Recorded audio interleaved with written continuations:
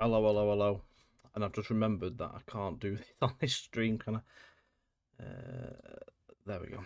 I'll have to do it on this one again. Only because I still haven't messed about setting everything up, I don't think. Or did I? Or did I? Let me just have a little tinker around whilst it's loading. How's everyone doing as well? Oh, hang on, it does work. Was it game capture or was it window capture I had to have it on? Because it wasn't showing all the side windows, was it?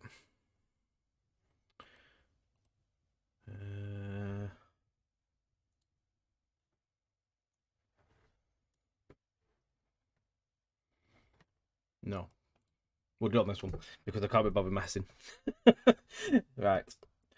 So we're going to continue with what we did on the last sort of building stream.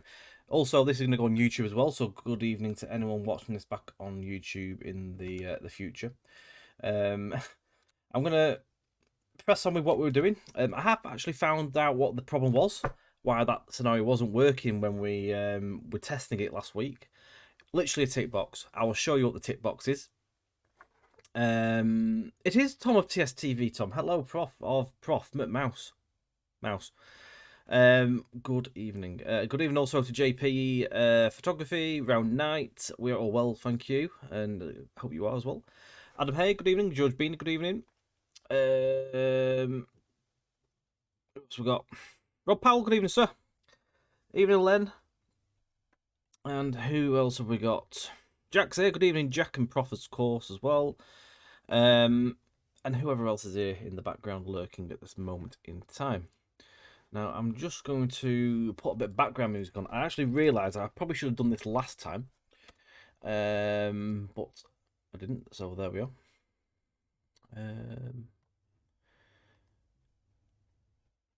So this is all fine for YouTube as well because our epidemic is actually linked, which is really good.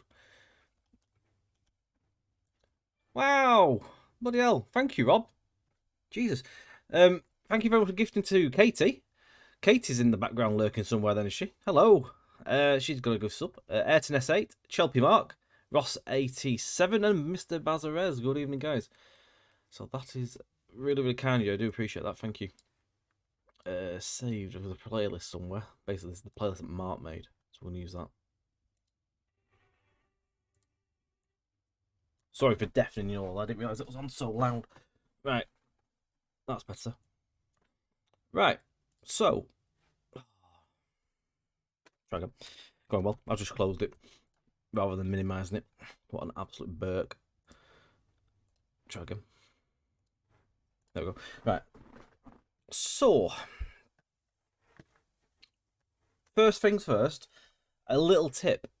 Now, if you, for whatever reason, were making a scenario on a specific route, like we are on this one, for of course, so this is Least Manchester, and you wanted to load back into the tools, into that route, rather than load up into the default level, there's an easy way of actually stopping it from loading the default level, and you can make it so it load up your last route you had loaded. To do that, you can click Edit, drop down to Preferences, and you'll be presented this lovely little window with a lot of stuff. In the top, last load, I think it was.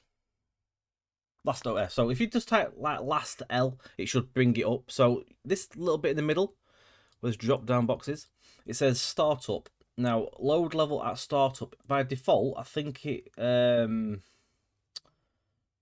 project default in there. So basically, what that does, it loaded up the default level, which is that basically that white blank square with the sky. If you click last opened, it will load up the last route you had open if you want to get obviously have that in there. You can have it off if you didn't want to, but I always find it really, really useful rather than having to search for the route again and reload it. It's a bit quicker in the public editor than it is in the non-public editor that we use at JT. It takes a lot longer to load things up, but yeah, I still find it useful. So there's a little tip there for you. So let's get down to Red Bank carriage sidings. And we'll find all our stuffs here. there's a little bit of an issue, well, not an issue, it's such a bug at the minute in the editor, that I only learnt this evening, and I thought, what the hell's happened to my objectives file? When you load up, currently it is a known bug, as I've inquired, and I got the answer of a couple of people, Rob included, he knew. Basically, you can see it here, I've no objectives file, it's gone. So a walk around of getting it to appear at the minute until it gets fixed is to add a new one and rename it the exact same name of what you originally had in there. So what you need to do is search back, go in, obviously right click blueprint class. So this is what we did last week to set it up anyway. If you type in scenario, you want the scenario manager BP, click that, select it, it puts a fresh one in there. You need to put a name in, so we had ours named SCO1_objectives. Click enter and it'll present you with a little warning. Just click cross and it'll, the one you made, it's there again. So it's there, it's hidden. So until it's fixed, that's one way of getting around it. I believe there's another way of doing it as well, but I couldn't quite figure out the other way around that Rob was telling me. I couldn't fathom it, so that works for me. So that's a little walk around if anyone's wondering whether objective file's gone next time load it, because this is the first time today I loaded it back in since last Sunday on this editor. So no, it's JP. Good evening to Josh the Tech. How are we doing? Not sure if it's just me, but I can't hear the music at all.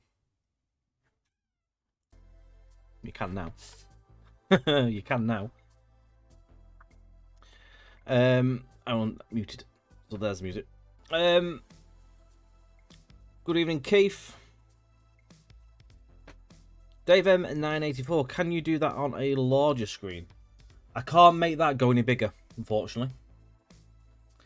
You can make things, you can scale things up, but I don't think it really does much, to be fair.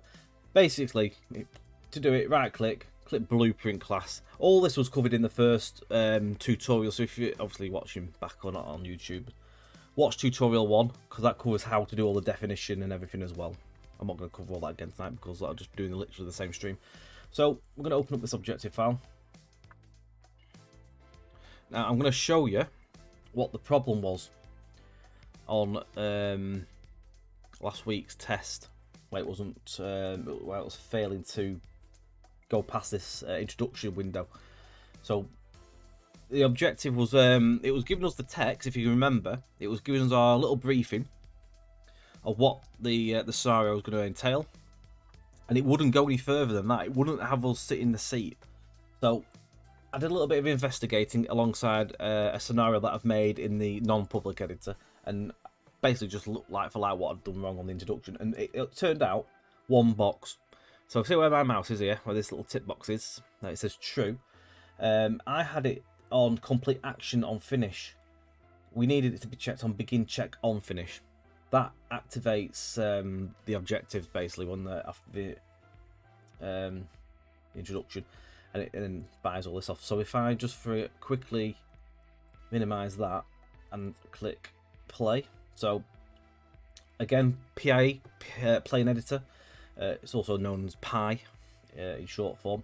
To ensure it's going to work, ensure you've got at the top TSW scenario and then whatever your scenario is called appearing up the top. To do that, literally right click the timetable, set players and editor timetable, and then I also do it with the definition. For some reason, I don't think you have to do both, but I always do it with both. I've had issues where if I haven't done, it doesn't sometimes work. So click both of them and then click play. You'll get this error message pop up at the minute. I think again this is another known issue at the minute because it doesn't, it shouldn't do that. I presume there's a core thing or something missing at the minute. But yeah, so I've done it before with just one of them and it never worked when I've done it in the non-public. So I've just tipped both in the end and it works. So fail safe, can't go wrong. So it'll give it a minute, it'll load. First time loading does take a second. So I'm just going to show you what we've got so far from what we did last week, and then we're going to obviously add some more objectives to this. And hopefully we may well get this into Victoria where we can get some testing going up there, where we can obviously do the coupling task and stuff. I'd like to get that. It might not get that far. It's not as quick as doing a Scenario TS Classic, and obviously we was doing it in on a sort of tutorial stream. It does take a bit longer. obviously to explain things and show you how to do these things. Anyone's got any questions, do let us know. So whilst it's loading, how's everyone's weekend been? What have we been up to? I made an absolute mammoth roast dinner this afternoon. I barely touched it because I spent the whole day cooking it. I had about 5 mouthfuls and it just, no, I could do it. Now it's sat in the oven. I might eat it later. It won't go to waste. Like, you sort of like feel overfaced with it. It annoys me that as well because it like looked really, really nice. Josh's been able to get some scenario elements done now.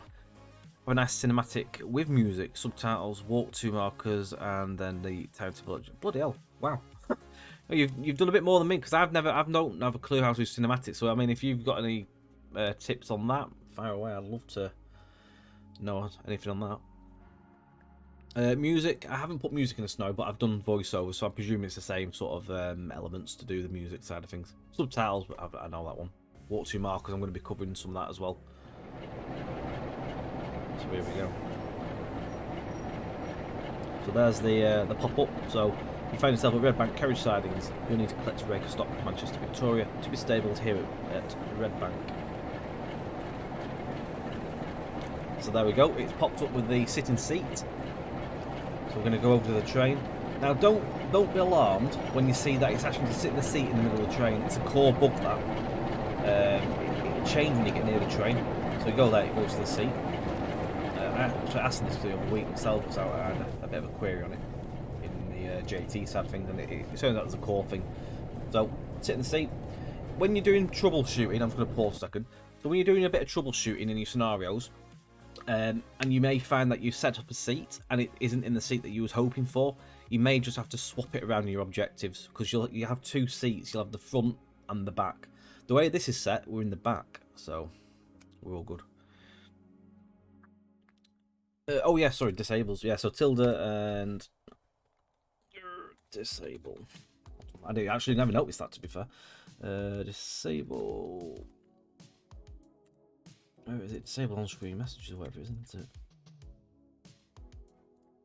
it? Oh, it bloody is. What the actual full-on thing for that is. Jesus. Nah, it's not working now.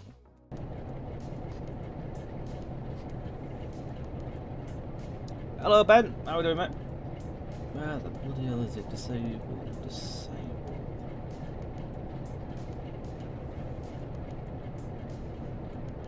I don't know what the bloody thing's called.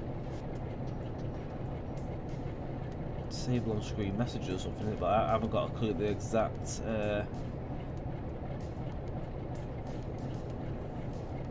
Thing is, if you've got it, yeah, fire it in a second.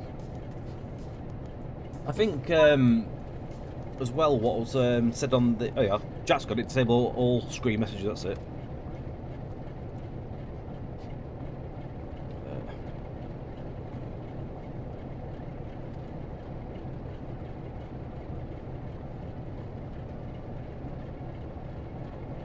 It's not showing it for whatever reason. Disable all. Is it TS2.disable? No, it's not. We'll press on. So yeah, we've got the sitting seat. So again, if you find that it's not working first time round, basically your seat's on the wrong one. So just swap it to the other, that's the back or front. As I said, this is on the back. It's pretty. Yeah, it's pretty easy to sort of find out where you've gone wrong. It's always recommended as well. I was told is to basically, if you add a few objectives, go and test it. Don't do the full scenario and then test it in one go, because you'll make yourself a load of headaches and you've got to literally keep testing to find out what the way it's broke. So do a couple and then test it. A bit tedious, but it's a totally different ball game. So yeah, we've got just a reverse task in here. So we've got to put mask in, obviously. That's obviously bypassing some stuff, but that's basically as far as it's got, and now it's telling us to go to Manchester Victoria, basically. So that's that. That works essentially. So one thing I want to do is have a look F11, by the way, is to make it full screen and non-full screen. What I want to do is check some point states. Now, I can make points work against me. So at the minute, you can see these points are set against me. I can force points. However, these will probably actually change themselves. But if it's a manual set of points, you can actually add commands into the objectives. And you can make certain point levers be open or shut. Well, it looks to me that we don't actually have to do that on this one, so looking at that, they're all motor points, so it'll only be set for us. I mean, I could actually, to be fair, if I wanted to, we could actually start in a different road and we could come out on, just for the purpose of this. I might add that in actually. I'm gonna set us on a different track. I'm gonna move us up one track because I wanted to show you this. You see, so go to the timetable. I'm just gonna move where the train is. So literally just click play train, click pick location. I'm gonna move this to there. That now moves that yellow box onto the track up. Yeah, no idea why it weren't showing, to be fair, Rob. Unless it, I don't know. To be fair, I don't know if I've ever used that disable all messages in editor before. I know it works in the game, in the in like beta builder game. Right, so the other thing I need to do is put obviously the definition on for anything marker related and stuff. So that, and click the tick box that we showed you last week. I'm gonna close that because I don't need that. It just makes the window a bit bigger. So we've moved the train. Now what we do is check the points. Those ones are set. Those ones aren't. Now we could have it where we could have the player go and walk to these as well. So technically, I could show you two things here, which is probably going to be a good idea. So what we'll do, we'll set the first one where the player has to come and open these. Second one, I'm going to make it so they've already been basically set. They've been left in a state that we would want them to be in. So, I'm just going to grab some bits that I've got just to assist.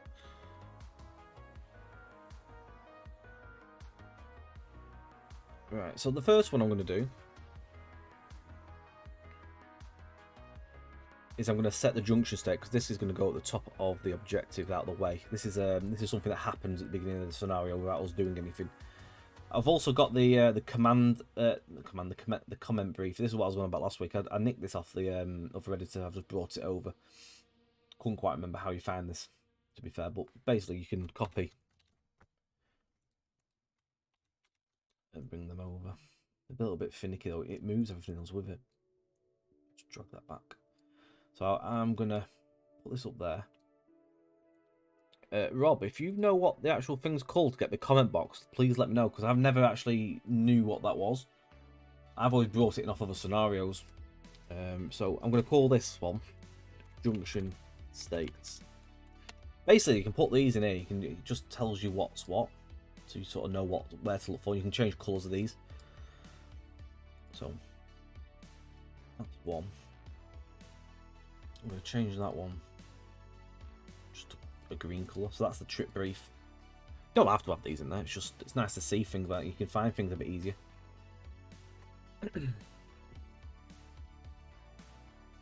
Oh, is it? Oh, there you are. See, I never knew that. Never even knew that from DTG either. So thank you very much. So thanks to Joshua Tech. Pressing C brings the comment box. I've just always nicked it from another scenario and brought it over because I've had that luxury.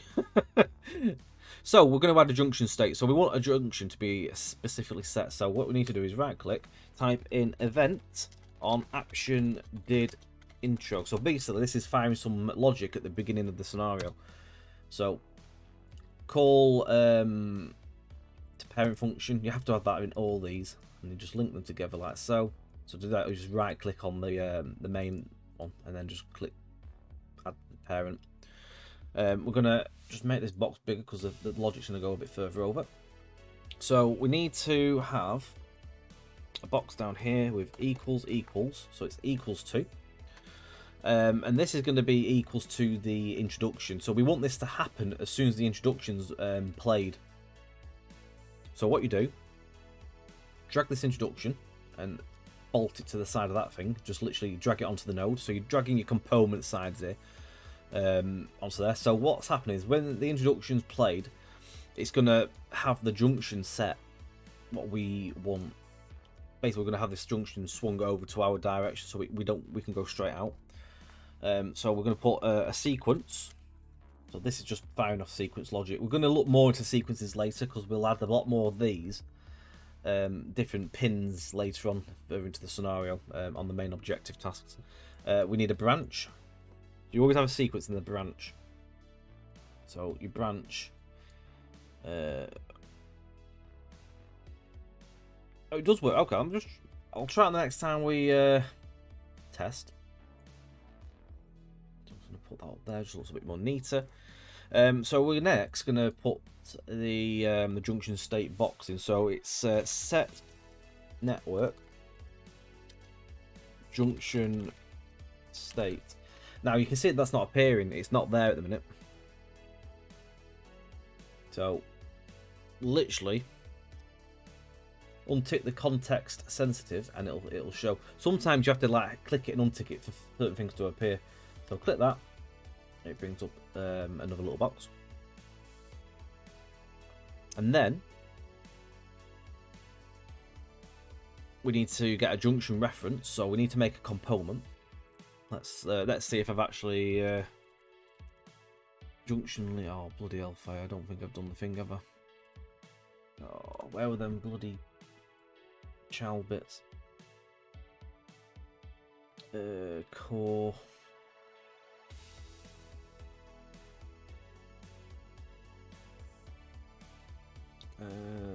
Where on earth were they?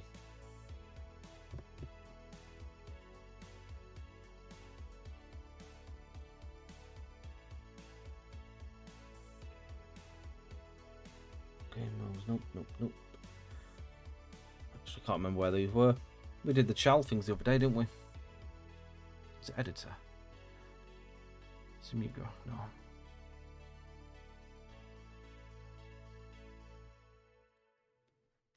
This is where I can't remember what the bloody hell we did. Assets. Can you remember?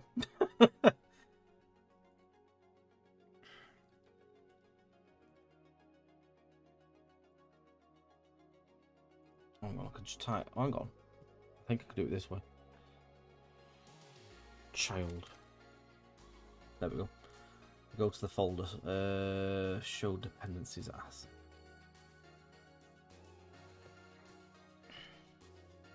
Right, so it's in core blueprint resources scenario manager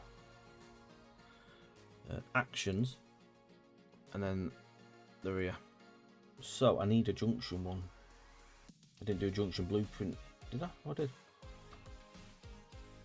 Hello, Aaron. Right, apparently I've done one. So what have I named it?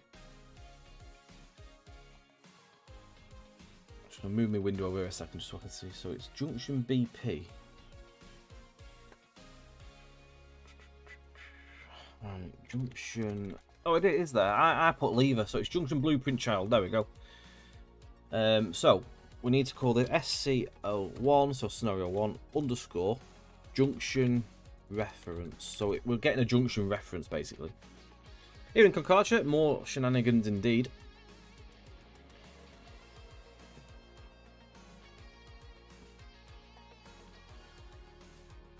So that's that. We compile.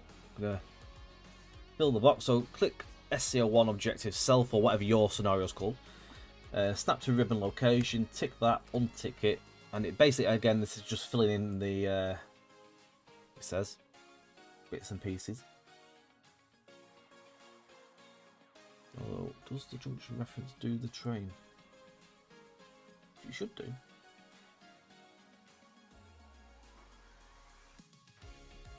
Yeah, I've done it. It didn't work the first time.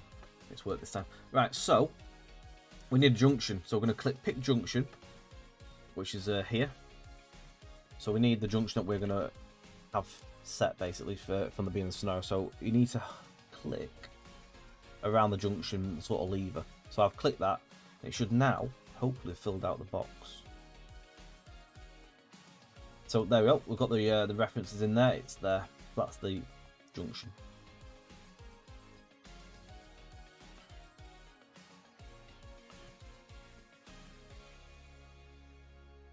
Everything there should be alright. Shouldn't need to do anything else in that. I'm just going to compile it.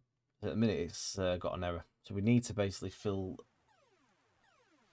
the target from state. So what state is it in? This is the other little thing you'd have to do, is literally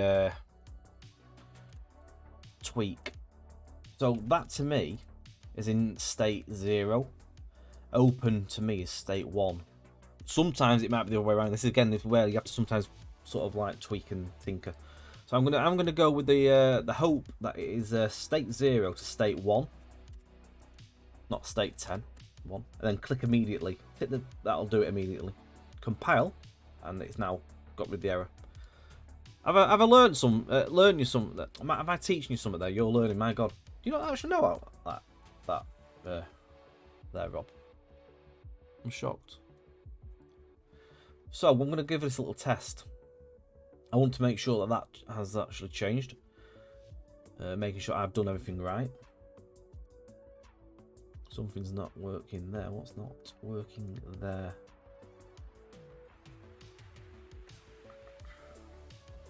Whatever I've done here to change the train, it's not like what I've done. Path direction of travel is incompatible with side.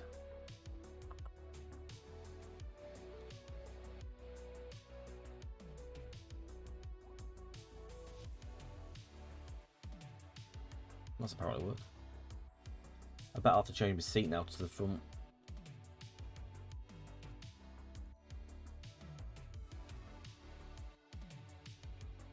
Didn't see. I'm going to put that to front. Compile. Let's just give this a test because I want to ensure that junction is saved into where it needs to be. So this junction should now have the points open. And then what we're going to do is we'll add a new task. The player to go and actually open this themselves. So, play. I'm very well, cheers, Kakacha. I am indeed. I hope you are. You knew about the tick and untick box, not that it worked with things like junction. Oh, it works with everything. Literally everything. Save yourself some time. Tick and untick. Although, unless you have to have other trains in there, like with DMUs and different ends and stuff, it's a bit more complicated. You can't tick box everything. But if it's loco, literally tick and untick. I've taught a few people that, actually, to be fair. I got it off knowledge off Adam Lucas. He told me about it, but I have actually passed it on to a few other people in like that didn't have a clue. So it just speeds the job up. Otherwise, you've got to sit there and type it all in on each bloody instance that you're putting on them components. It is a pain in the backside. It shouldn't be too long. I'll try the disable on-screen messages thing again as well. See if it actually gets rid of it.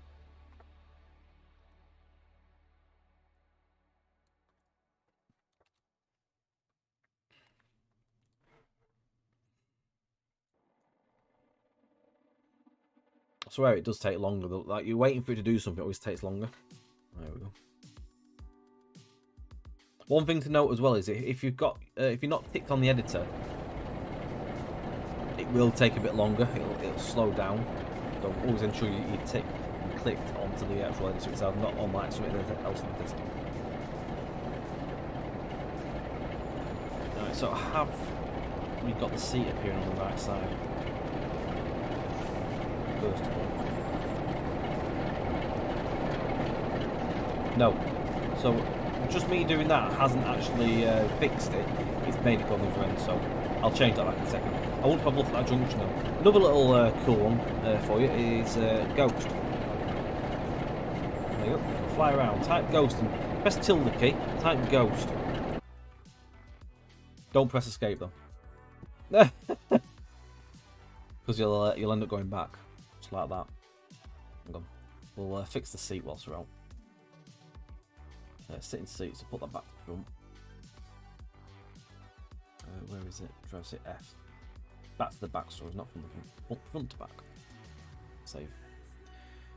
I need to go back into it now and do that.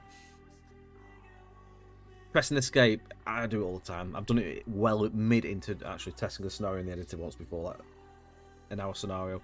Must have got about 45 minutes into it, and you just automatically think, I'm just going to pause it for a second, press escape. Don't. It'll fire out. You can break pause to pause it. Press your break pause key.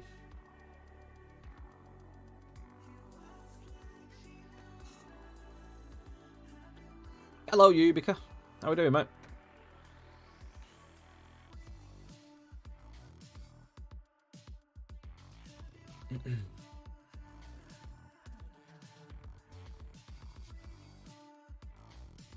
Even obviously making stuff for however long I've been doing it now, I still do silly stuff like that. Sometimes you just don't think, you just go and do it. It's like, oh no, and you've wasted time.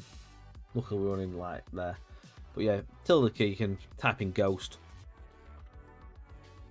and then obviously you want to walk in, just type in walk, and it'll put you back to the floor. Good for if you want to have a little fly around. If you can't, it's good as actually if you're building a route and you've not if you've got like collisions that are stopping you from going through a bridge or something, you can just type in ghost and fly through it, and you can come back out the other side and walk again. Especially if you can't get like around it through fences and stuff.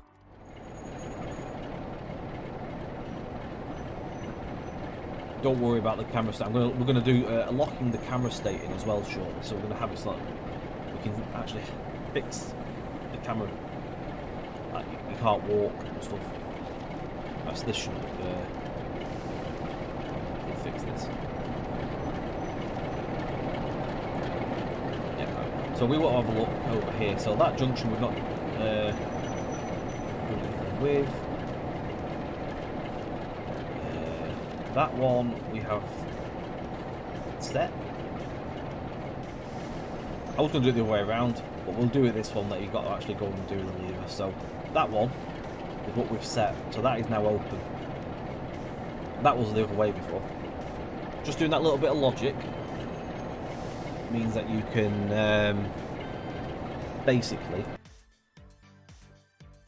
force points open. You don't have to do that. You can be really nasty and make people go and open every single set of points if you want. But literally, I'm not that harsh. To be fair, you don't have to handhold people either. You can leave the points and not tell people, make people go and find them. At the end of the day, people have done the basic tutorials that come with routes, not basic, but the more stuff that's a bit more handholdy along the way and sort of like helps you get to where you need to be. This editor, at the end of the day, you're doing stuff that people should know, so they should be looking for these things. But if you want to help people as well, you can do that. At the end of the day, it's your editor to go and play with. You can do as what you please.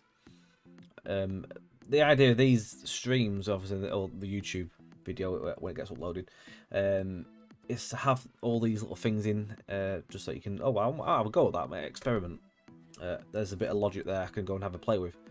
Down the line, I'll probably do some little like sort of short videos where you can just like how to put something in. Might do some shorter videos rather than big long 2-hour, 3-hour videos. So yeah, that's that. So what we need to do is we're going to go and make it so that we have to walk to a marker and basically open that. Hopefully we'll get this right. So never ever get rid of the tutorial hat in the top right. Oh, this one. Yeah, don't ever get rid of that, because you can right click it and I think you can basically dismiss it. Don't ever do it. Basically what's happening is, you can see it's got a little green like flash around it, pulsing. When that's pulsing, it means it's doing stuff. If it's not pulsing, I think, am I getting this right? If it's not doing that, it's loading, but if it's green, it's actually working. So when it's not doing that, you know it's loading. And obviously when it goes green, you know it's all fine hunky dory. Hello Ben, what's going on? We are doing some scenario creation tutorials in the little editor for TSW. Yeah, so it's both that you can work, it's static, it's loading. Yeah, pretty much basically what I got there. Yeah, just basically don't remove it, because otherwise you'll never know. Can you not actually get it back, Rob, if you remove it? Is that it? Once that you've got rid of it, that's it gone? Ooh. Oh, my folder back though.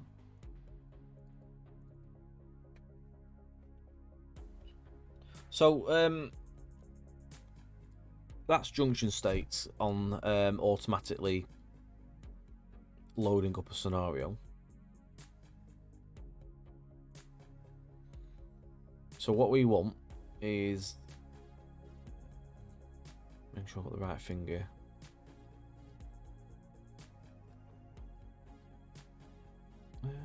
Where is it?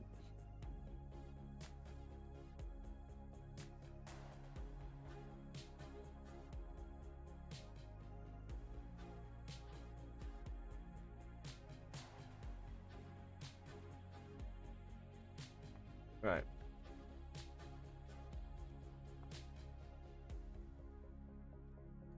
So we've got the introduction, we've got the sit in the seat, we've got the reverser into forward. I'm not putting a master key in because that's just teaching people to suck eggs. I'm going to have it now that you've done that. You're now going to go and do the point. So low add action with marker references is what you need. So we need a lever and a marker for this. So to add array, I think is it. Oh, promote to variable. Sorry, promote to.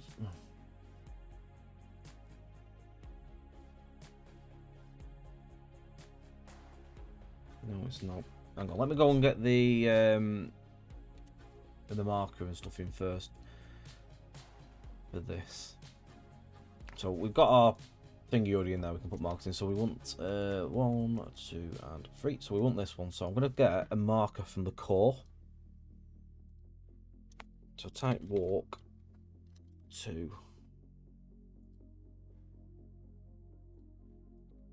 It's that one.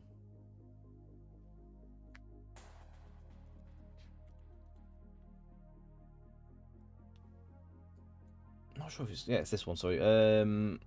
Objective interaction mark, I think, is it? I can't remember which one it is.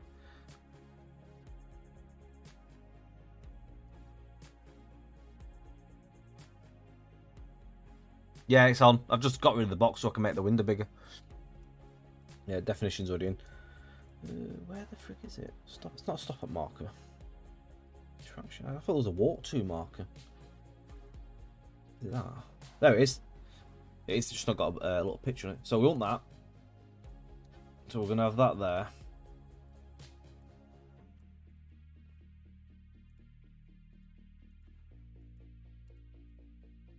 Well, it's not letting me bloody click it. I better have to come out of the editor and back in. Sometimes does this on the non-public one. You can't select it. Oh, hang on. Oh, hang on. That's why. It's because it's compiling shaders because I've just plonked it in. There we go. I might be able to select it now.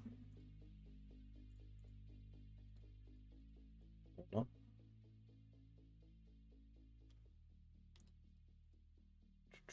Let me just get the window back up.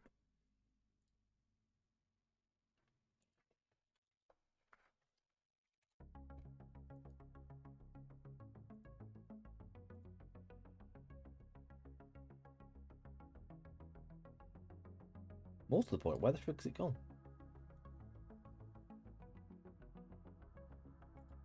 Or was it not in the... Oh, it might not have been because I closed it. I must have closed it, must have buggered it. Right, hang on. Let's do it again. Objective walkthrough marker. Oh, it's there now because I hadn't compiled it, the picture on there. Right, there we go. I can click it. So I'm gonna give it a name. So you want to call it something relative to the snow. So for me, I'll just put SCO1 underscore junction walk 2 marker. Works for me.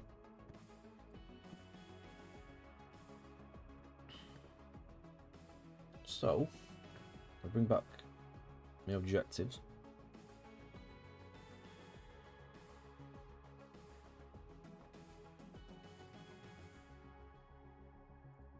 There we go, it's there now, I can do it.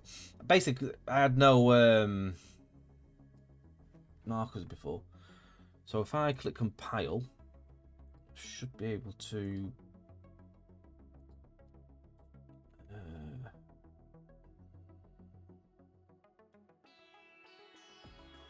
give it a name first. It's a bit finicky. Walk to lever. Compile. Walk to lever. Click the plus box. It's all very small, but you should be able to see it. So when you put your name in, default value plus, it brings off this little bit down here. Pick an actor. Click the. You'll see a little like sort of like ink blotch thing, little like pit thing. So hover it over where you want to click. Click that, and hopefully, if we go back into objectives, there we go. No, hang on. That's not what we want. Why is that not selected?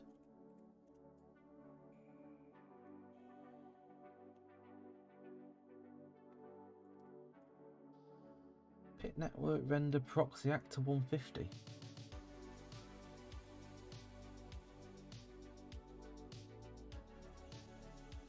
That shouldn't be that.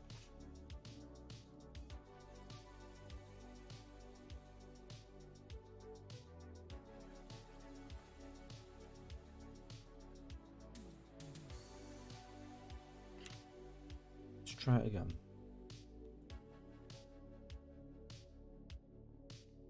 Oh, there's a bug.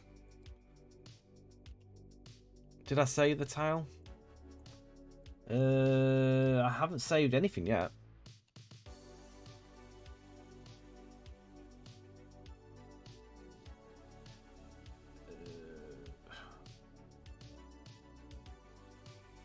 So, clear the actor on the blueprint.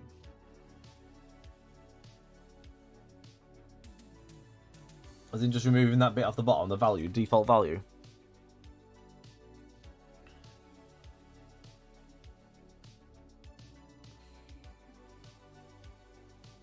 Was it get rid of the whole actor down here?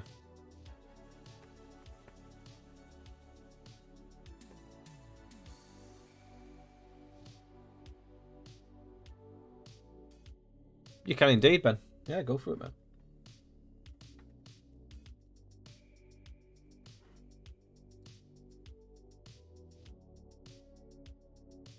Go back to the viewport. File and save current. Yeah, so go back in.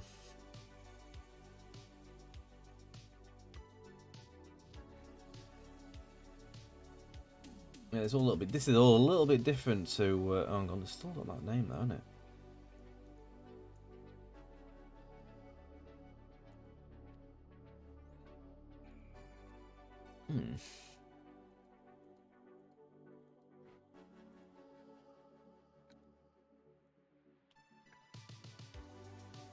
See, the name is in there, but when you hover over the little blotch thing and select it in the objective, it's not actually giving it its name. It's just calling it Network Render Proxy Actor 150. It's a bit weird. A free launcher for TS that adds GUI for law. Ooh, nice.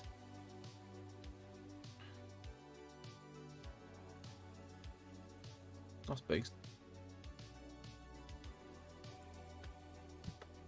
Yeah, I'm not actually sure what's going on here, because I've never had that issue where it's not giving the right name. I mean, let's try the beam instead. Oh, that's Todd system, don't click that.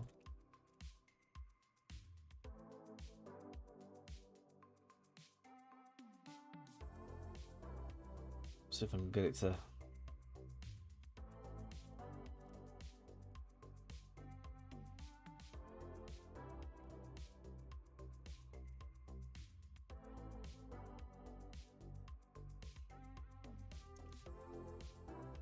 Oh, hang on, it's there. Right, okay. So if we go top-down view and sort of get in the middle of it, it give me the name then, so it's done it. Right, okay. So it's there now, so it's actually got the right naming. I've got it anyway. That's so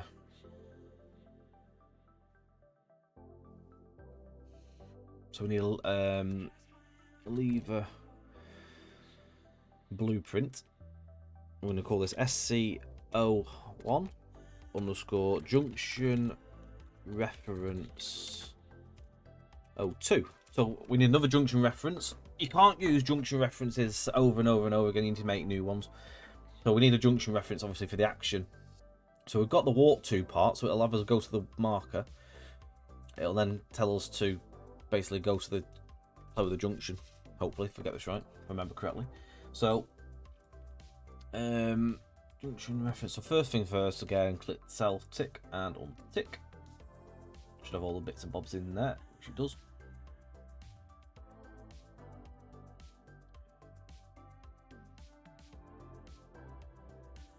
Oh, hang on. That's wrong. Not. Hang on. Junction BP. I put lever. So try again. SC01 underscore junction reference 02. Try again. There we go. That's the right one. Sometimes it's very easy to click things and type things halfway through and think you've got the right one, and then you realise it's no, it's not. And you might not find that right away. You might actually only find it later on when you're troubleshooting, thinking, what on earth's going on here? Why isn't it working? You go back and look for it. Idiot. It's like, how did I do that? How could I? And then it all goes out of sync then. Hello, Baz. How are we doing? I'll check that mark and just make sure it's not in the ground in a minute. Right. So that's that. We've done the tick box on there, so everything's all filled in. We need a junction, so we're going to click pick junction. So this is basically what we did before with the junction state. What we're going to do now is click this one. So that's clicked. You'll see like a green box over the junction. When you click the lever, it'll go. So that means hopefully you've done it right. So we've now got a junction in the box there. So that means we have the action for that. We want some UI text though. So set junction, change the points. You can put whatever you want in there. I'm just going simple. Hide complete notification. So that's all we need on that. All we need to do is plug it in. So action. So we've got the action, we've got the walk to, compile it and save. Now hopefully, if I've done this right, this next bit should work. Let's give it a test.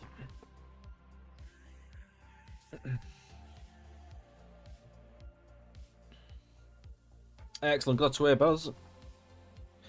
We figured out the issue as well, so he was in last week, weren't you? It was all about can we obviously do the troubleshoot for the things that weren't working. Or it might be Friday actually you might mention that. So we figured out the issue why it wasn't working when we were getting the intro text. It was one tick box, so if you obviously, this is going to go on YouTube anyway, so if you fancy watching it back and that, you'll find that quite early what the problem was. So it was pretty much a silly Tom moment really. I just ticked the wrong box, which I had to untick one and literally tick the box below, just for a different state of what happened. Alright, so this should not take long to load.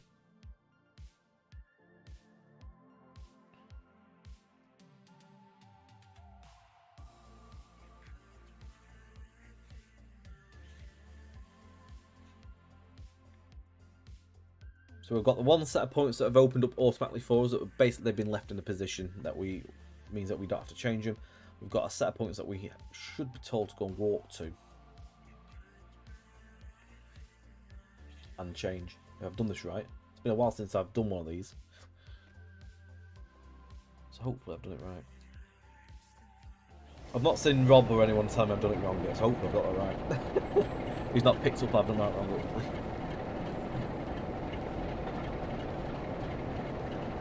It's just once you've done it a few times, it's not that bad. It all becomes pretty simple over the track.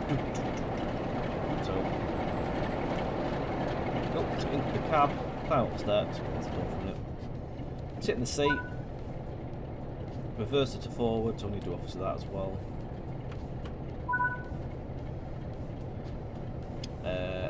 Okay, that's not worked. Oh, hang on, no, oh, hang on. Hold on, it's waiting for the service to start. Hang on, so we need to wait for 12:01. It should hopefully then tell us to do the next bit. Wait a moment. I can probably cut this out, to be fair. This is just a bit of the timetable. I put a bit of allowance in, basically. Sometimes not everyone's fast. I mean, I'm just zipping across, but not everyone's going to go straight for the tree. I might have a wander over there. I might go and have a look at them trees over there. So I like to give a little bit of time. Just a bit like how in 24-hour timetable mode, you usually get a couple of minutes to sort of like prepare yourself. So you don't need to rush like a blue horse fly, basically, getting into the seat. So hopefully. Oh, that's not worked. So, okay, so something hasn't worked. But it's not told us to go.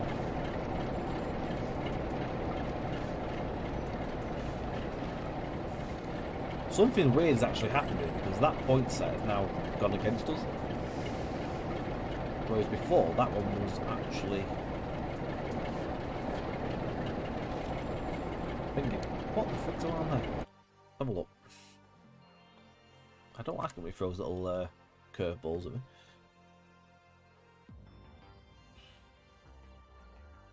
Right.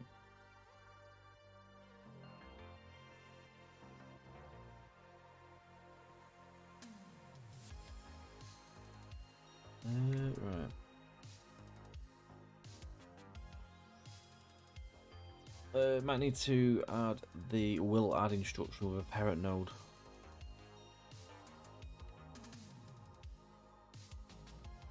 Right, let's have a try.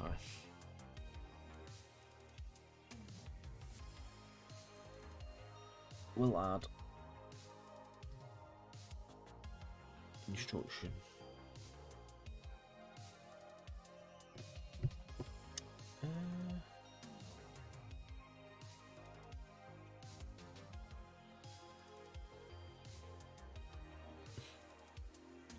So that actually will fire the logic, won't it? So essentially, what's happening is we're doing this, that, we're getting in the seat, reverse it forward, and then what's happening is it's then waiting for us to wait for the service, and then after that's happened, it's telling us to go to Manchester. So really what we need is after task number... So after the wait, before going to Manchester Victoria, we need a bit of logic for under here. So right, okay. For the next task. So basically this task, what happens as well, you've got to go back a number. So that would be task 0, not 1. All confusing, the way Unreal works. So we want, after the wait task, to fire off the instruction to go and do the points, and then after that we can have it basically do the points, get in the seat again, go to Manchester Victoria. Let's try it.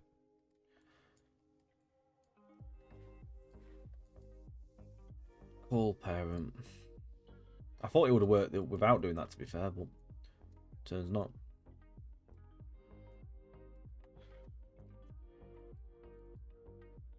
Right, we need a sequence. Because we're going to have a lot of sequences here.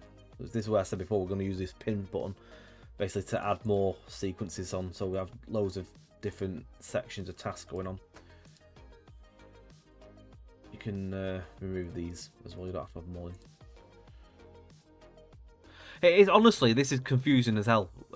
To anyone that has not got a clue, I mean, it confused the hell out of me the first time I had a go, and it still does now, to be fair.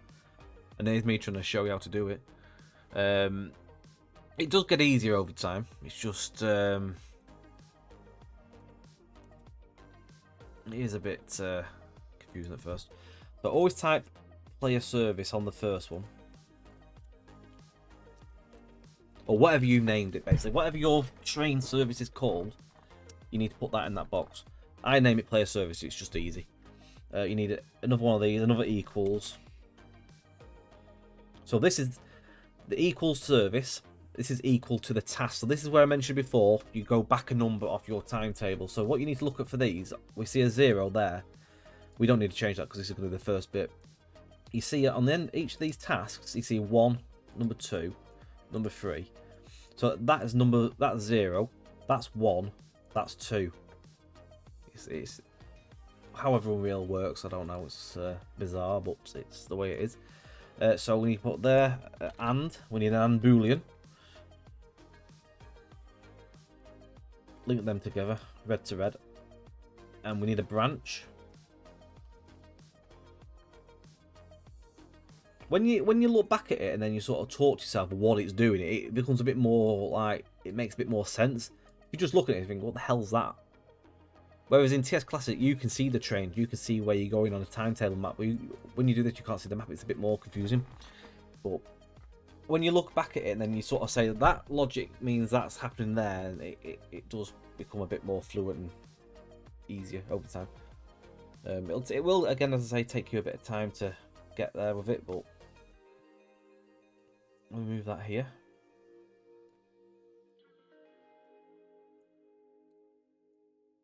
And I'm going to put another sit in the seat. Yes, so if this doesn't work, use a wait BP for the walk. Yeah, I'll give that a go. I'll try this first.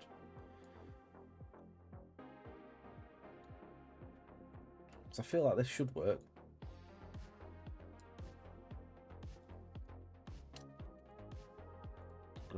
Low add as well. I'm going to do another sit in the seat.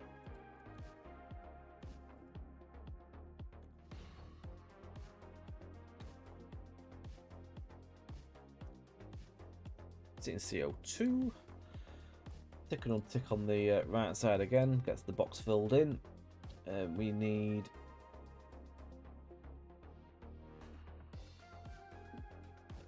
back seat. I don't know, can you have your charger? I haven't nicked it, she's just left it down here. I don't know. What do you guys think? Can she have it? Can she have a charger? What did I put in there before? Put the same in. Enter the cab, sit in the driver's seat.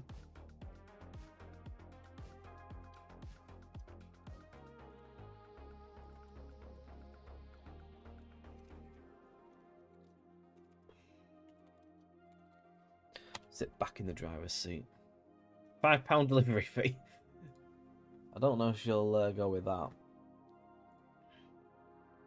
Hit the box on hide complete notification. So we're going to plug this into the action there. So basically, hopefully... Yeah, definitely. Yeah, I'll bring it. I'm back in a second, guys.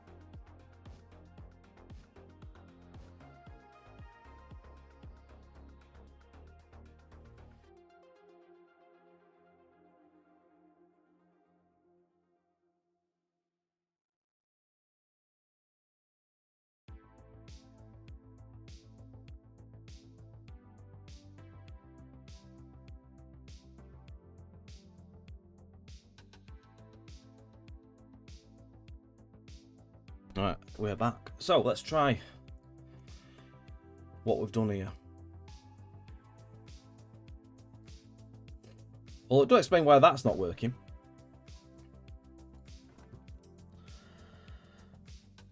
Ooh, it does explain why that's not working. Do you know why? Because I put the junction markers in the wrong bit. I need to redo that junction marker. That's why that's not working. This is the bad Tom moment, when you put the thing in the wrong part.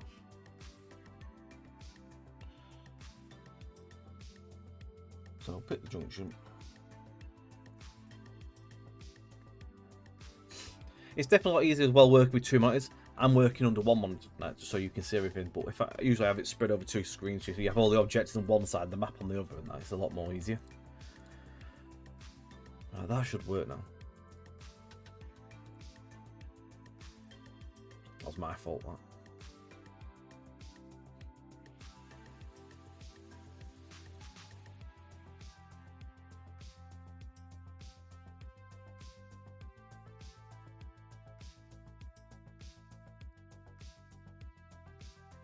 Weirdly enough, the junction's not showing again. Why is it not showing the map?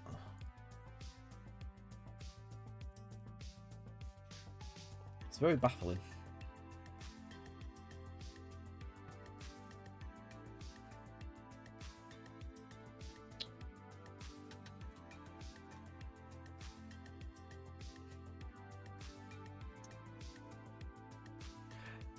Honestly, TSC is a lot easier. It's not something everyone's going to pick up and enjoy doing this. Junction reference 2. Why is that not picking up on there? Oh, no. That bit. That's right.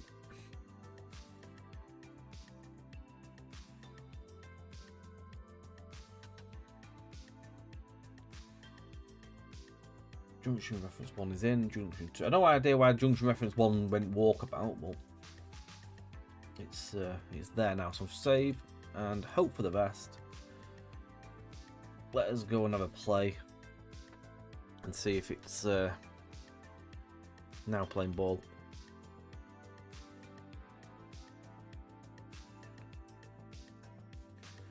Again, it goes to say though, it all looks very daunting and confusing at first, but when you have had a go and you've got a couple of scenarios under your belt, it's sort of becomes a bit easier.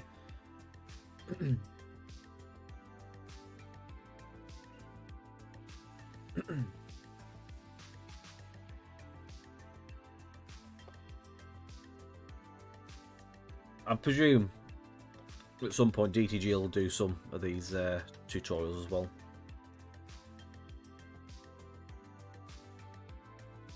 They did a route building one, obviously. That came on Thursday, so I'm gonna have a look at that and have a go myself at some point, just to basically set up a bit of a basic route, just to show stuff really. I'm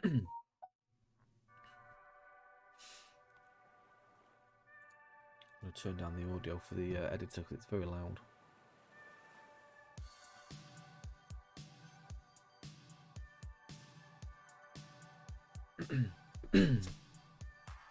Honestly, that's it. Once you've got your head around it and had a go and put a few bits down yourself, and it's sort of like you have a little tinker around with it and sort of get your teeth stuck into it, you can make some really, really fun stuff. This is I'm doing simple-ish, but I'm probably pushing it a bit far because I'm doing some couple of stuff. It'll probably not work as well, which will be the next fun bit. Excuse me. I want to check before I get that. Try to see if this junction's opened up again.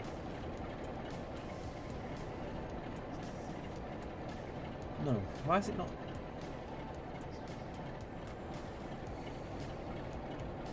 Something's not working here.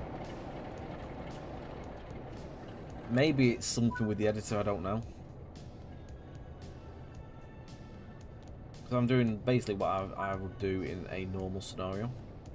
You can do a thing called slomo as well, which is like async key. So if you type in slomo 5, it's gone a bit faster.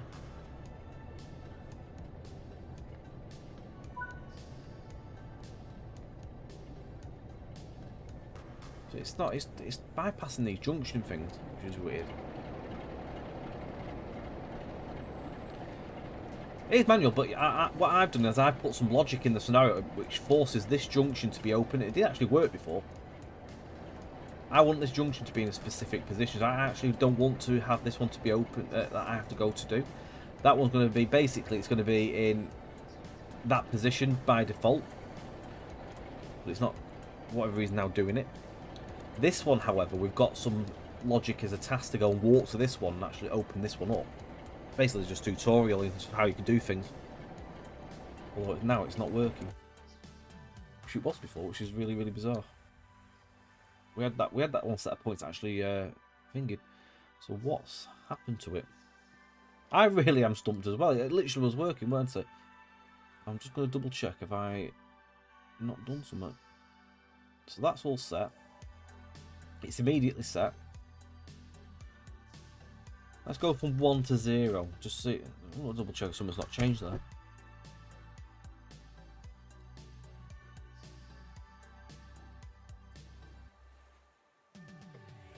I will put the HUD up, please. Matt. Can you put the HUD up?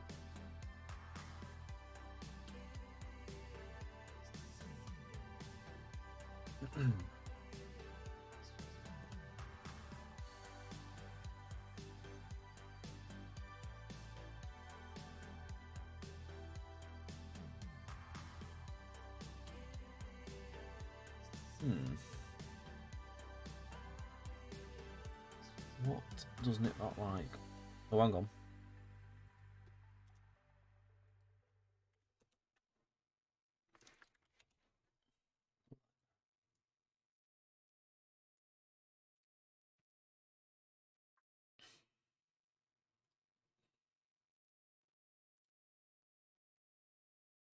I think that's going to really do anything to it, to be honest, but I don't quite understand why it's thinking. Yeah, going from 1 to 0, I'm just going to reverse it because that is another thing we can do. So it's immediately happening, it's all ticked in that.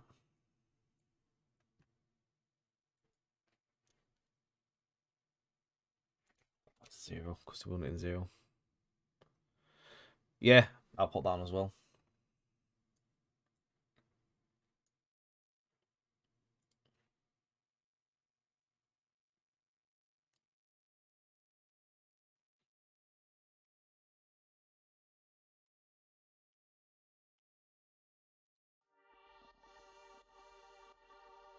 Right, save that.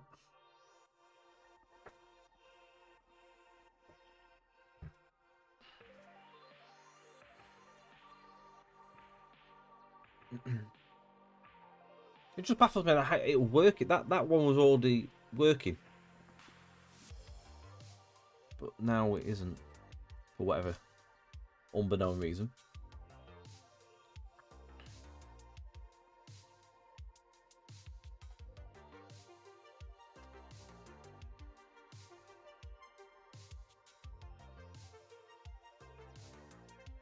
If we can't get it working, we can just unplug them.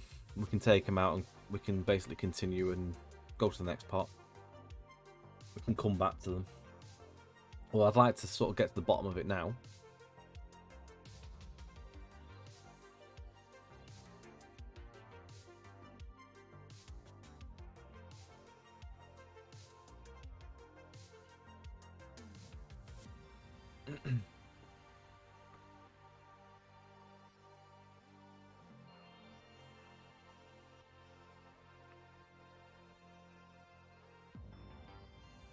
I'd say it gets quicker each time we load it, but I feel like it gets longer and longer. You're waiting for something to happen.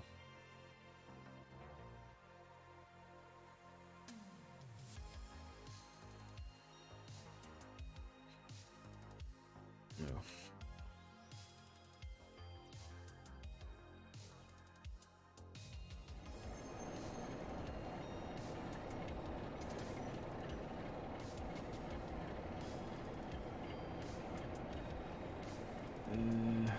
Show.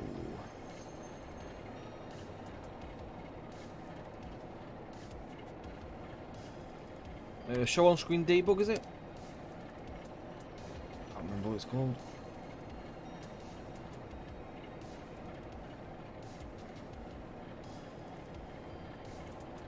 Yeah, it's not.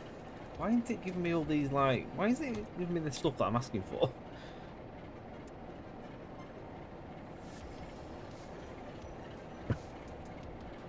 Show.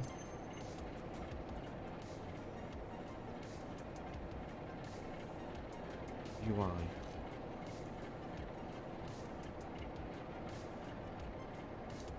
Oh, the actual bloody commanded off the top of my head. If you got the whole thing, Rob, I haven't got a clue what it is off the top of my head. There's that many different bloody commands. I thought it was that one, to be fair. Shows the on-screen debug. Show flag. Where is show flag?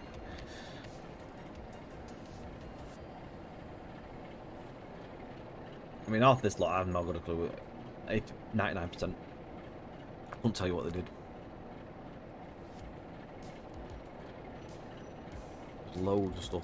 I don't know, a few bits. Walk, fly, like walk and ghost, and I know which obviously like slow-mo for like running around dead fast.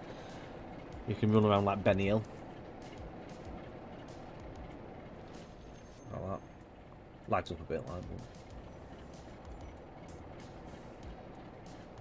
it's a bit more laggy because you're an editor. If he was doing this in the game, it wouldn't be so bad. We'll check the points whilst Rob's having a look. Where's that set of points? Was it this one? No, it's still not doing it.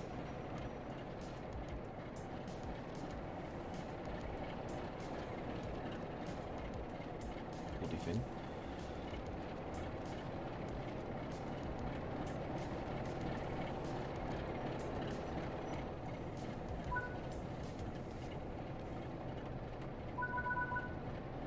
Yeah, it's doing something. It's bypassing something somewhere, so there's obviously something that needs tweaking.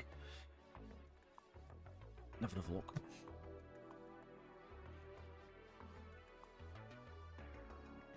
If we can figure it out. I think that was right as it was at 0 to 1.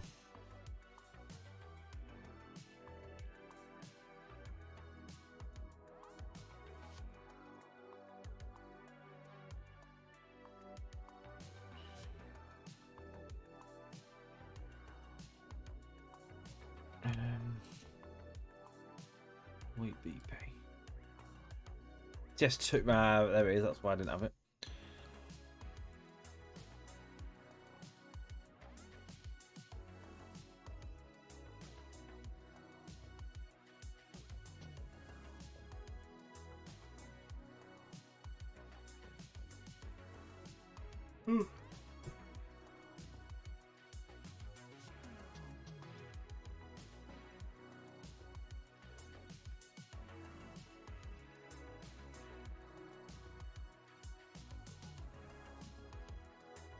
I think I've been in there.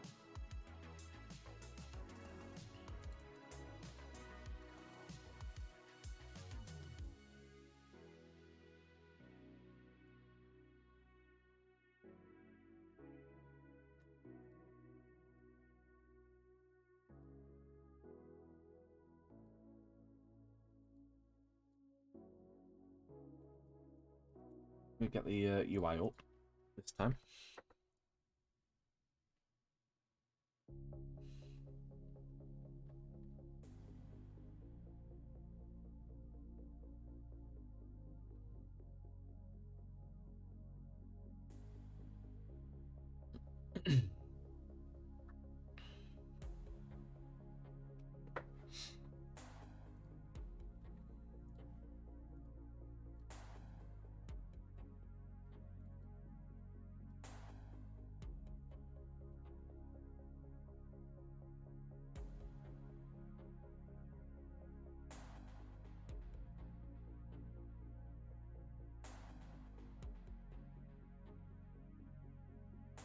Yeah, man. When you hear that as well, because you're hearing like loads of like audible blip tones like going off, the complete completion of the objective. That there's obviously something going on there. It's bypassing stuff, so some tip boxes that might be in the wrong place or something like that.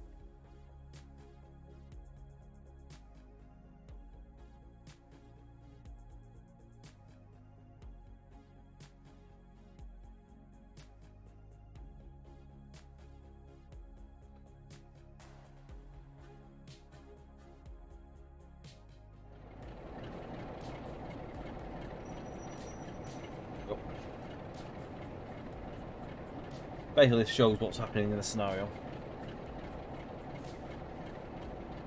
It really is painful. So, let's see if that junction's done out again. I don't think the junction's going to do out. I think there's something sinister going on with this junction. We should be getting it'd be getting yeeted if it isn't working.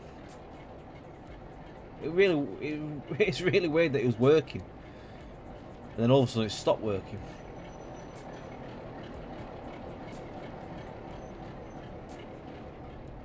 So we're getting the seat, reverser,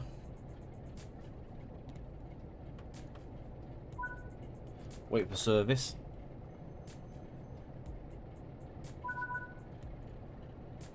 it's bypassing the set junction to enter the cab. For whatever reason, it's bypassing that task.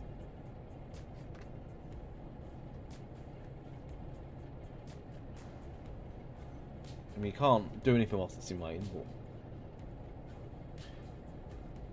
we've done them, they're fine.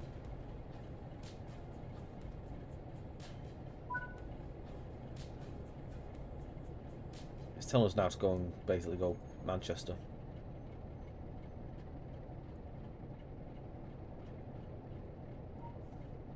Something here, but it's missing. Bypassing.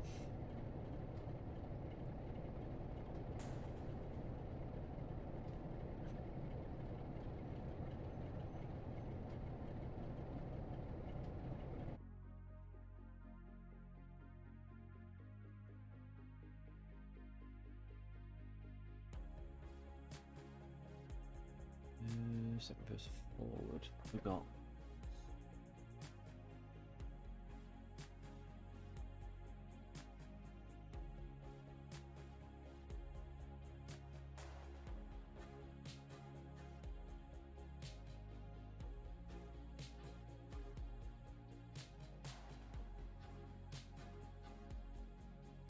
we want the junction to be set in state 1, don't we?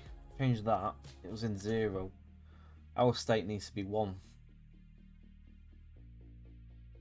So that, hopefully, it won't give it a success condition because it's it needs to be moved to 1. That wasn't sorted. That's a little bit of troubleshooting. That tip box is correct.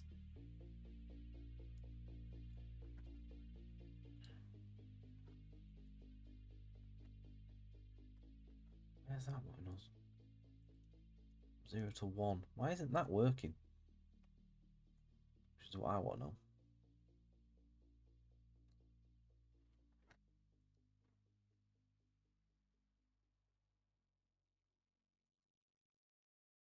I'm going to unplug that. I'm going to redo that junction.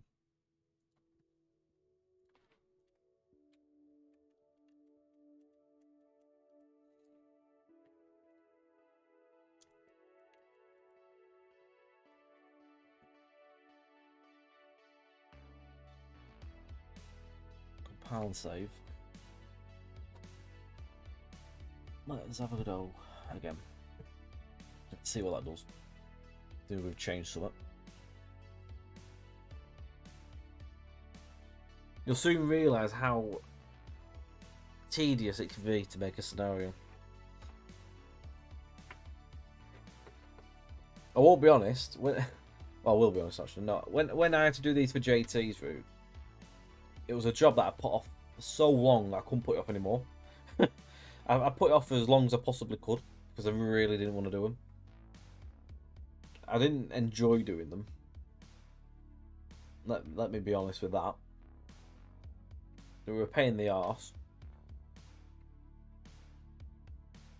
I was lucky that I've got like pick contacts at DSG that can assist. Like we have contacts that we can get in touch with, and they can show us bits that we ain't over sure on, stuff like that. I mean, Rob helped me with a few things as well, which was great, because I had not a clue what was going on. Remember, we were sat there one Sunday morning figuring out what the hell I'd done wrong with the scenario. We got there eventually. I'm teaching myself at the same time. I'm still teaching myself stuff because I'm still very fresh to it.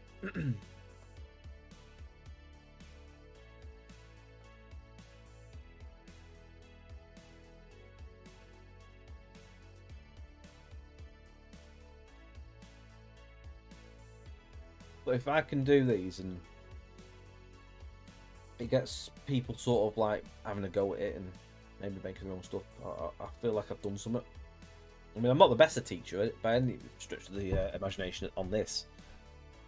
I'm very, very sort of like novice. I'm novice grade, really. Right. Get that UI on. I'm gonna double check that bloody junction first. So we're getting whizzed in a minute out the window, this task. So it's not that one.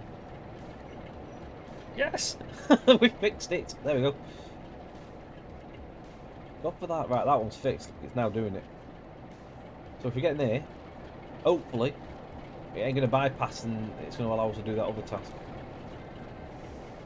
I'd be amazed if it works, this.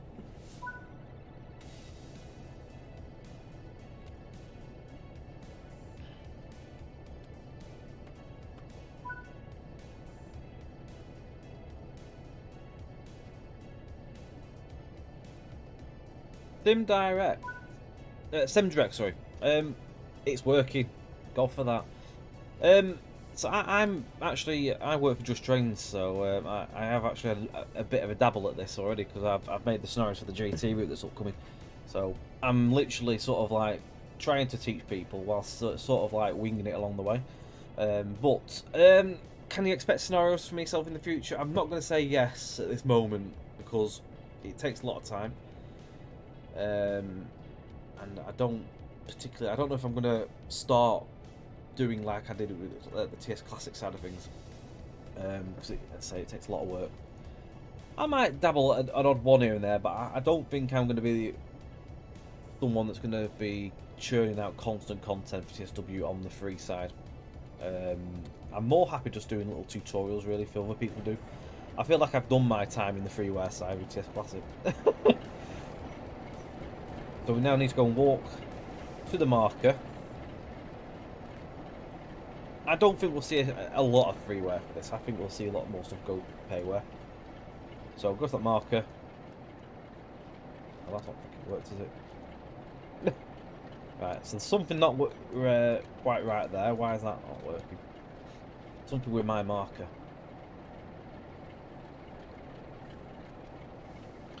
Right, we can bypass that. Complete that action. Go to the point. Go back to the seat. There's something's not quite right there, but we're getting there.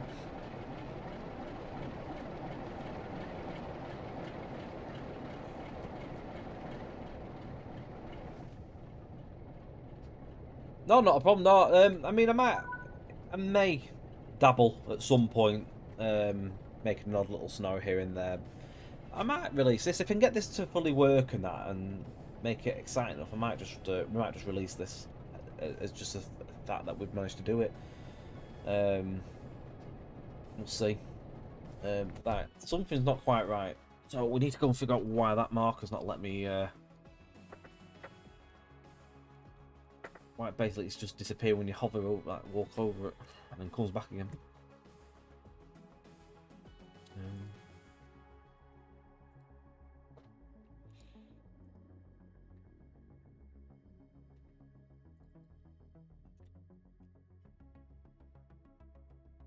I know what I've done wrong. I've done the array thing a bit wrong. We're missing something. I've just literally figured out what I'm missing. We're missing a box.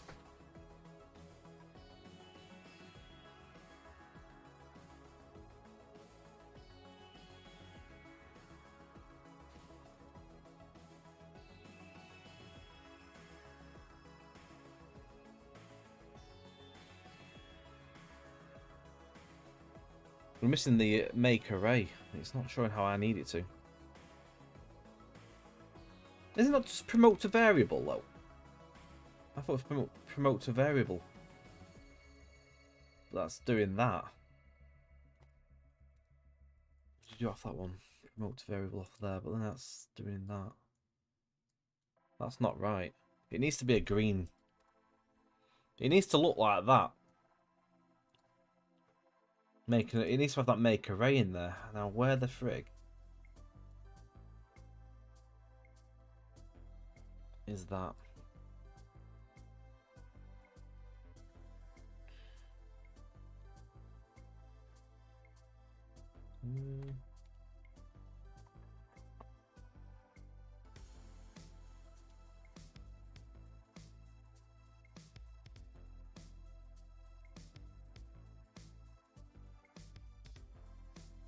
That's not right.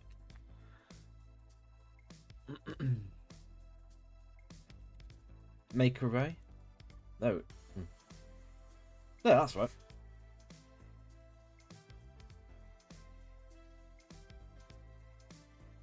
You've got to do it that way. I need to get rid of that. Done it. Right. So.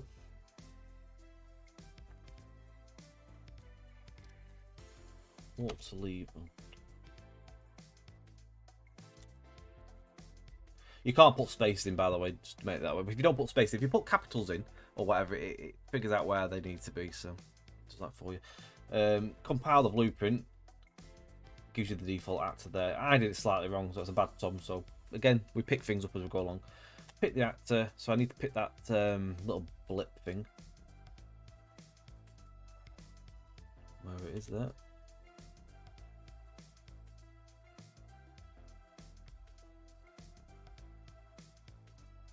Nope. For some reason I've got to sort of like hover over in the middle of the top of the blue thingy. It is actually slightly, it is under the ground, I think.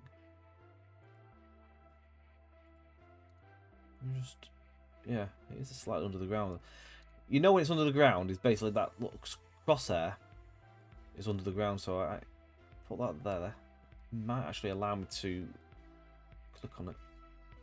Just double check that. If it lets me. No, it's still a bit iffy. There must be a little bit of a bug in the editor at the minute then, because in the non-public editor that we use like through JT or for DTG use, it allows you to just click at the bottom. It normally works that first time, so there must be a little bit of a glitch in the editor side there. Which no doubt I'm sure will be fixable at some point. Right.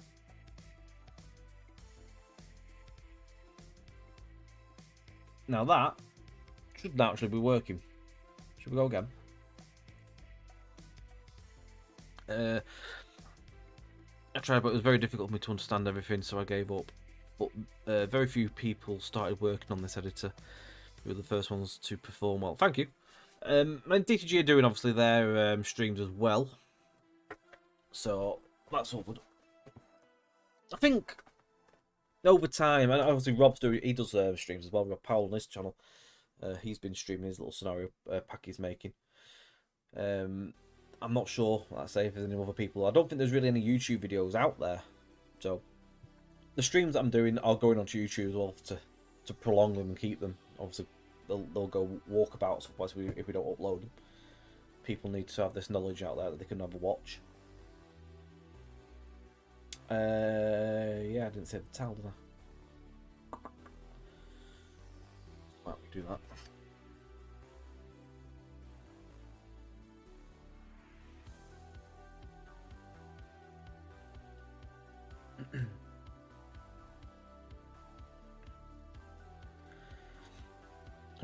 That's it. For us, it's an action marker with references, so it's got references to a marker and to a task. It might be slightly different to what you might have done there, Josh. You might have a move to a specific point. So basically, mine's got a marker and an objective on it. I'm gonna have to come out and save that bloody tile, aren't I?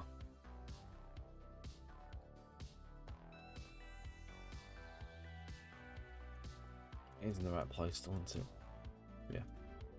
Right. If it works for you though, Josh, and it works how you're expecting it to work, then I wouldn't worry. There may be a few different ways of doing things. But I say, if what you've done, it may work.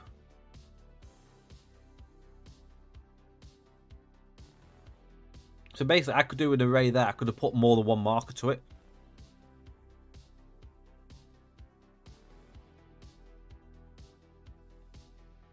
You could technically, you could probably like breadcrumb them to the marker as well.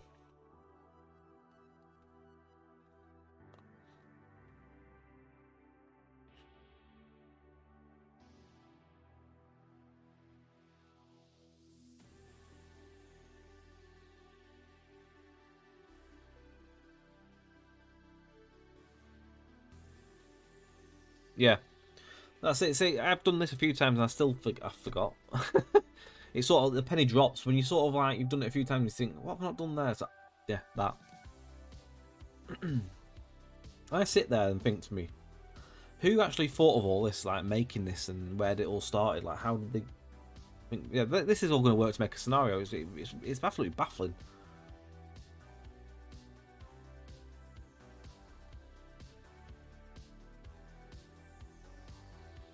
Right, fingers crossed, this works.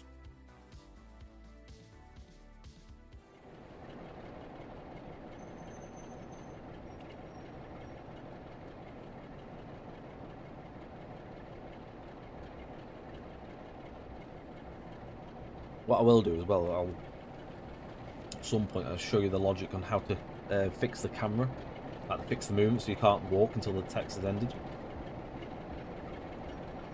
I think he did it, yeah, I think it is. He did mention before we had the cinematic working. I'd love to see the cinematic. Or even how you did it. Please work. I have to wait a second. See, also I want to fix the camera position so that it's not making people so they can just wander off straight away. Yeah, do you do Twitch, like streams or YouTube videos? Right, here we go. Is this gonna work?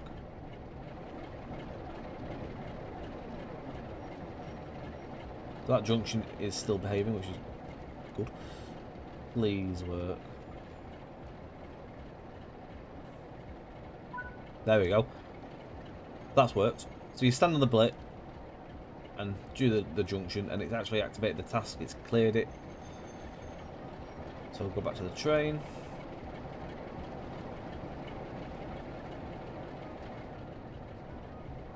Sit back in that seat.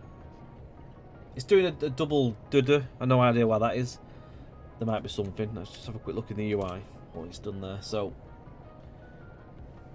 enter the cab and wait. It's set the junction. Enter the cab and wait. It's basically it's done two things there. It's cleared the wait task. So there might be something else we can probably lose, but we'll worry about that. There's nothing sinister.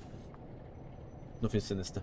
So basically, we're now at the stage where we'll go and drive to Manchester Victoria, but we need to add some more stuff in, so we can breathe a bit easier now. That first section is now working, so we have made good progress here, guys. It might not look like we've done much, but that is a fair bit of work we've done in getting that first bit of the scenario working. When you look at it, it's not much, but it is in how it's taken us to get to where we are. So what we're going to do, we're going to add a new section to this. This is what we're going to. These are the instructions now. So this is what we're going to be working with mainly for the rest of this scenario. This is the intro. That's the junction states up there in purple. So that sets that junction ready for us automatically. We've got the briefing. Sit in the seat. Put your reversal to forward. Now we are on the main stuff. This is where we put the objective letter, that numbers in. So I think what it's done is basically gone past that wait. I'm not sure if it's done something to do with that. I have no idea, but I'll work out why it's doing that double clearing of task. So we're now going to Manchester Victoria. So we're not going to fire any logic on until we get to Manchester Victoria. We need, though, to add another task into here, ideally. We need to have it. We're going to have to stop at a signal before the station to tab.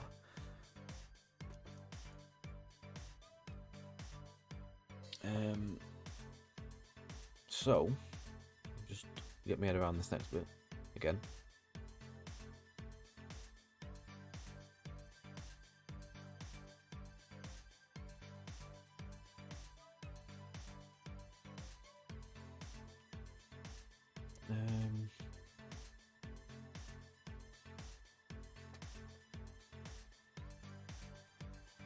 Cheers, Simdirect. I feel like I've achieved something as well. Just getting little bits working and showing little bits off. I'm trying to think if I need that on the end of this bit, because we're sitting in the seat. So what I need is... I'm going to stop at a signal,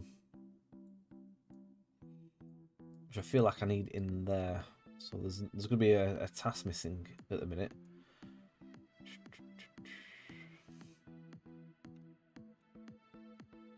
So I need to add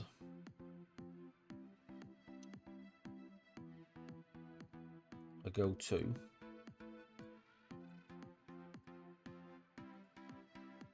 Now I need to work out the signal. So we're going to come out of here.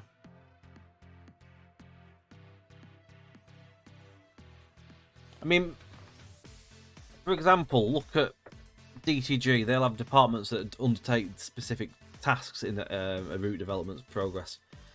So they'll have scenery department, they'll have gameplay department, they'll have this, that, and the other. Whereas us at Just Trains, we are literally just doing everything. So we've had to learn. We've literally thrown in the deep end to learn every single task known to man that has to do a building of a route, from the gameplay to the scenery to everything. So I feel like we're quite lucky to know a lot of different avenues in how things work as well. Whereas, like, not everyone at DTG may know how everything works. I think it's the signal here. Back there, sorry. So we're going to the station and we're going here. So there's a signal somewhere. We need to tab, and I think it's this one.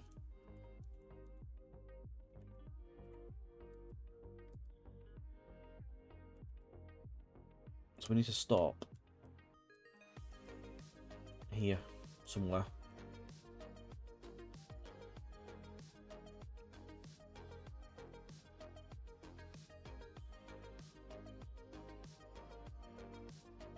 Right, so we'll select a bit of track somewhere around here. There.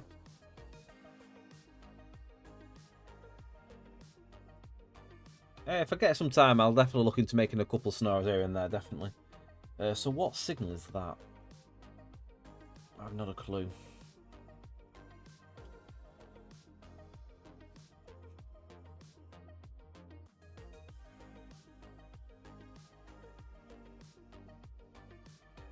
Just make sure I'm going on the right track here. Otherwise...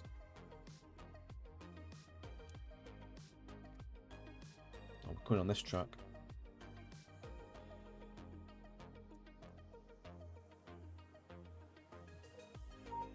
So I put that in the wrong location. Right, so we're stopping around here. That's it. Redo that.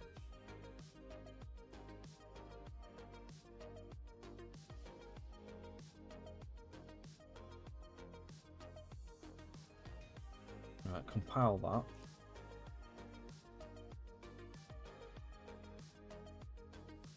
So I'm gonna give it I need to get the name of the signal. I need to figure out what the signal's called. That's the next bit.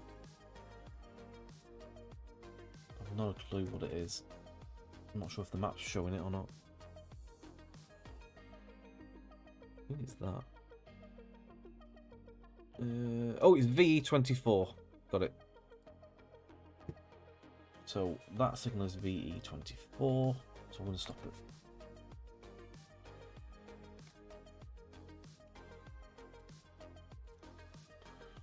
So stop at signal VE24.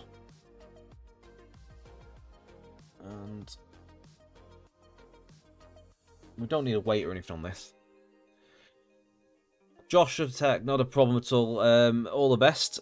It's 11 o'clock. So yeah, bloody hell, yeah, not a problem. All the best, mate. And I look forward to seeing you again soon. And also look forward to seeing your cinematic. I'd love to see how it's all been done. So yeah, all the best, mate. Take care. Hello again, Prof.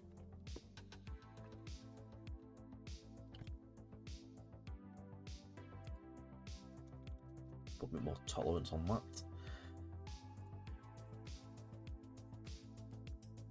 So, I think that's everything on that. We don't need to wait or anything. It's just literally, it's just a stop. We're gonna have to call the signal. So this will be task number 1.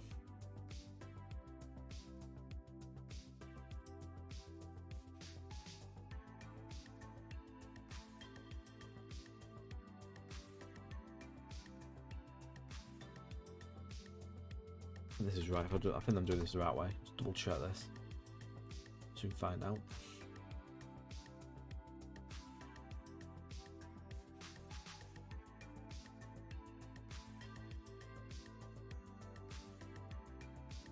So an and boolean.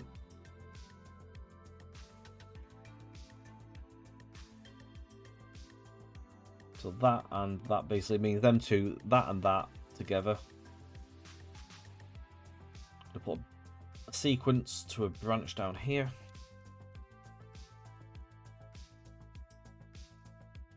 And pin them together. And we need a wait.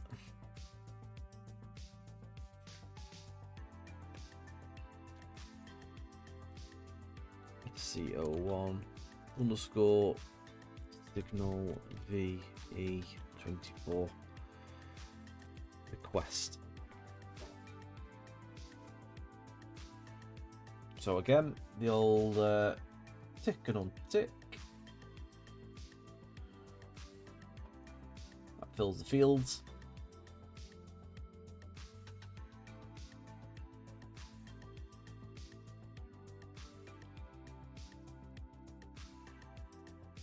Signal.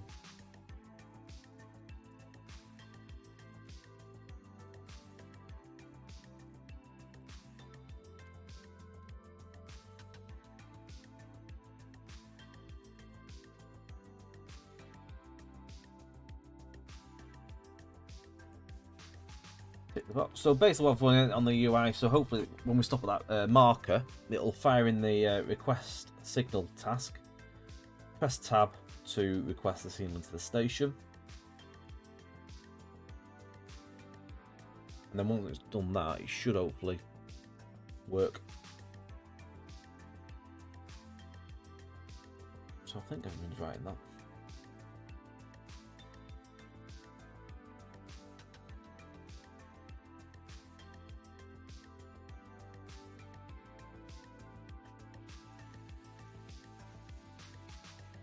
Flow add action, and we're just going to bolt that onto there.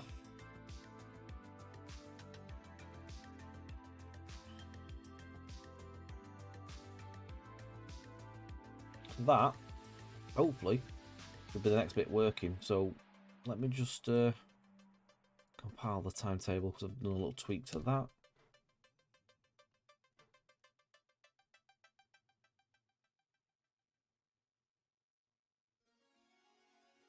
Right.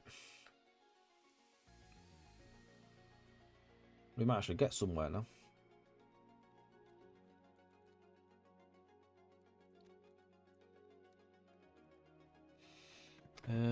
Oh, that's what I was going to do. I was going to show you. Actually, it's progressing. It's working now. We've made some progress and headway. There's something I want to do. There's a bit I want to put in the logic. I can't remember where the bloody other thing is.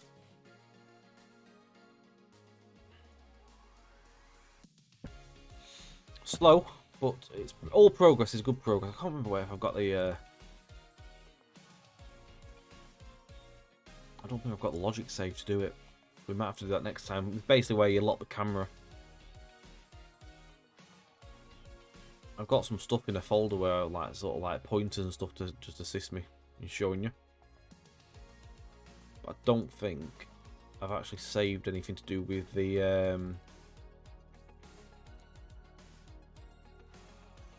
what you call it.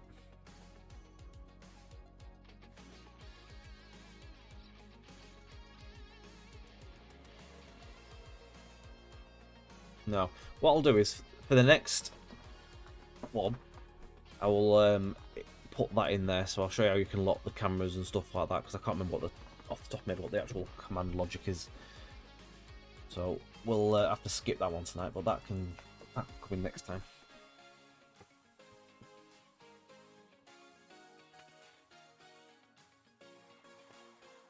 So hopefully we can get to this signal and it'll tab us into the station. Then we'll have some fun and games trying to basically work with coupling up to coaches. Which, to be fair, is not too hard. It's easy enough. It's just a bit of setup.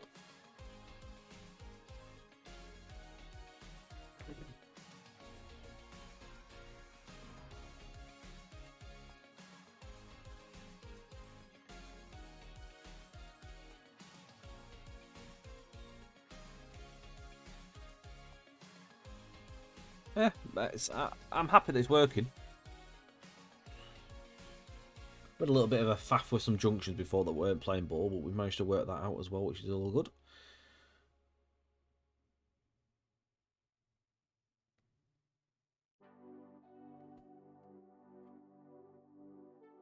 Still takes forever to load. I honestly do think it's slow and slow on purpose.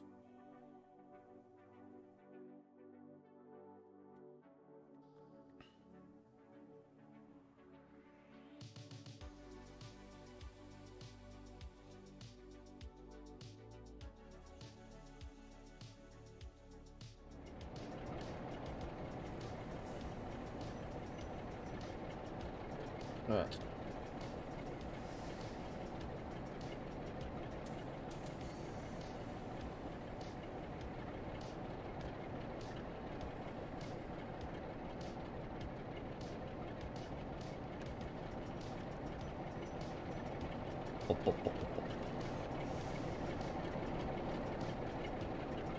You can also, as well, if you wanted to, you can actually make it so you have a specific number on the train.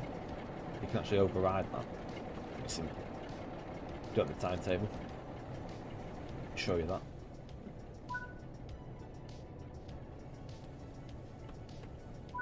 Right, so everything up to now is working good. So we're just gonna wait till the oh yeah, I've done it. Right, so now we go and set the junction.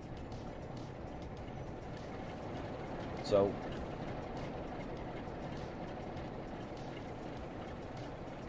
is it doing that? It's done it again, look, it's gone back. Why is it doing that?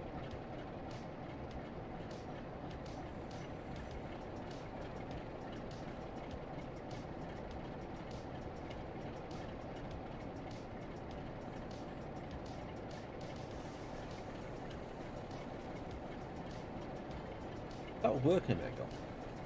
It's really annoying. No, that's not working. Oh my god.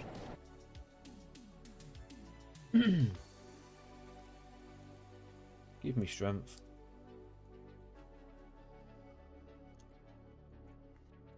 Why is that decided now not to work?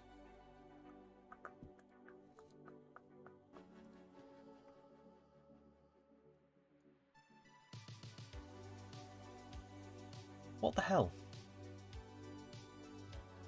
Why is it doing that? The junctions have gone again. I think there's something going on here in the editor. It's probably there's a bug.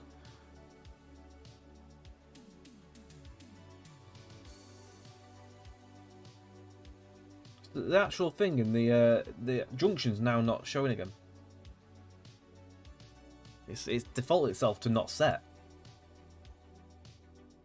How weird.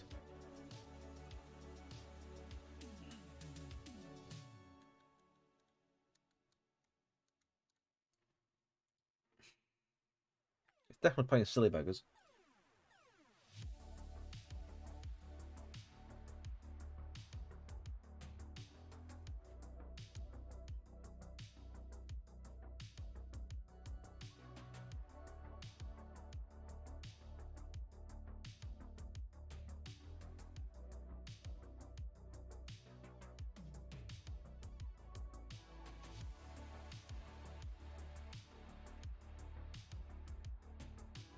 This is something I've done. It's bypassing and reverting something. I don't know what it could be that I've done to revert it, but I've never had this issue before in like any of my scenarios on the other editor. That makes me think there's something not quite working correctly on this one.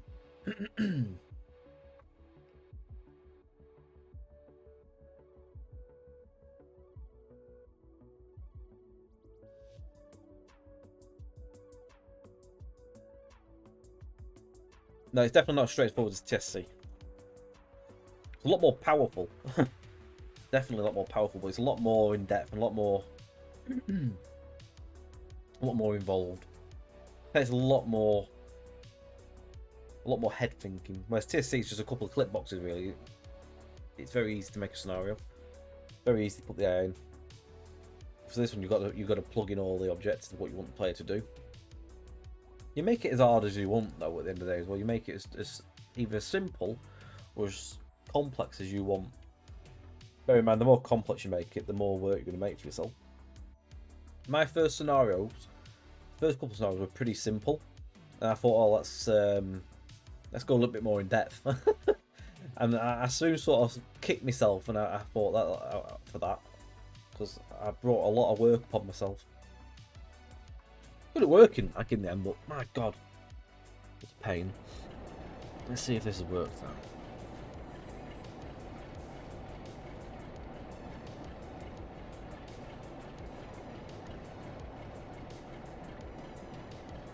I'm interested when you compare this editor and the TSC editor, which is more difficult to create. This is a lot more difficult, definitely. TSC is easy. You can go straight to TS Classic and make a scenario without really thinking, and just soon lob it all down, follow the timetable, and off you go. That's fixed again now. Something's going on with that. I think something's reverting when you press something. See, I've never done anything to do with... I've never made anything like broken crossings or stuff on the track. I want to sort of evolve into doing that sort of stuff next time round. For this project, it was more a case we had to get them done, just basically make something. I didn't want to go stupidly OTT. That would make a lot of work for myself, but hopefully when you see them, when that comes, whoever obviously purchased it, when it comes, the JT route, they'll enjoy. Please enjoy them, because a lot of blood, sweat and tears went into them.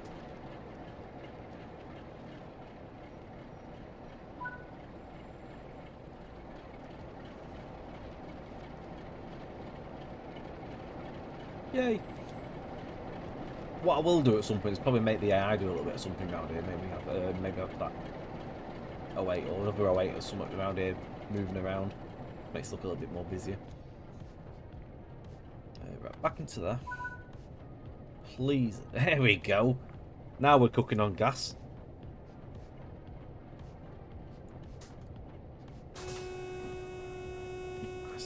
Q. Remember, I'm not handheld here and basically tell people what to do. So you have to sort of like, you can either press buttons or you can just drive out the lights on, but it's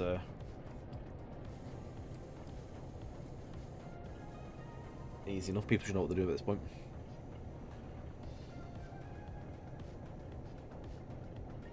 The wipers are wrong on that, though.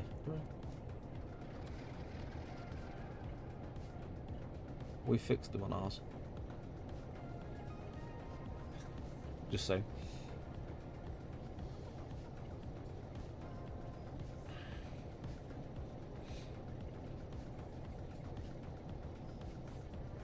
we had it pointed out to us and we got it sorted pretty quick.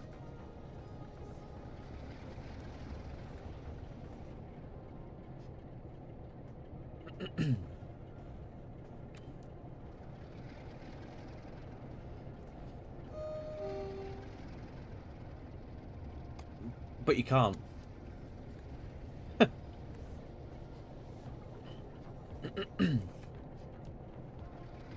So you can see on the HUD at the top right, the red signal, that's the one that we need to stop at. That 101 liquid squid is looking absolutely superb. I saw a photo of it earlier. It's in blue, isn't it? It's looking absolutely beast.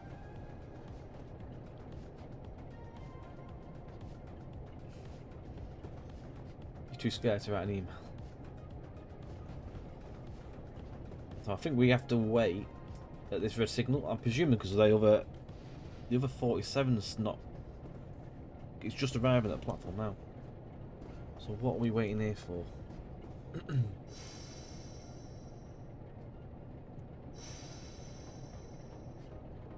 Do we need to tap this as well? Because it's a shunt signal. So I might have to put another task in here because we've obviously got a ground signal over there that needs tabbing. So I may have to redo this a little bit.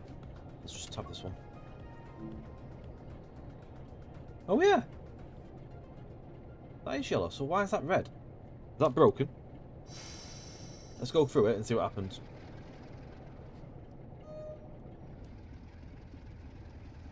That was broken to me, that. It's alright. It's not kicked us out, so it's a broken signal.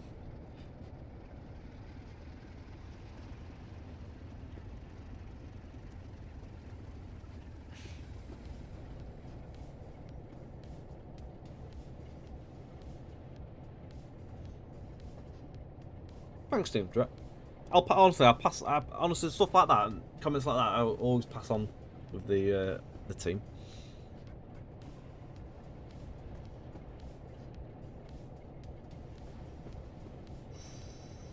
We just can't wait to have it out there now and see if everyone else enjoy it as much as we've enjoyed working on the whole thing. It's been a long old slog, long road to get to where we have got to, and also to have my local routing train sim world is an absolute joy.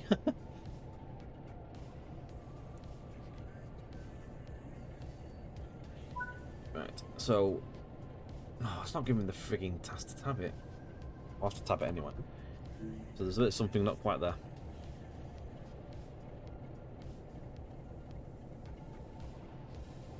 So it's not giving me this should have that on me, shouldn't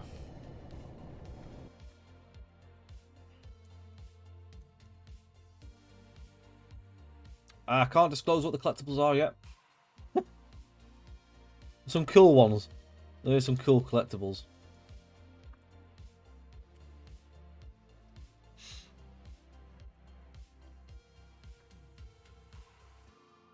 Right, so what has made that not want to work?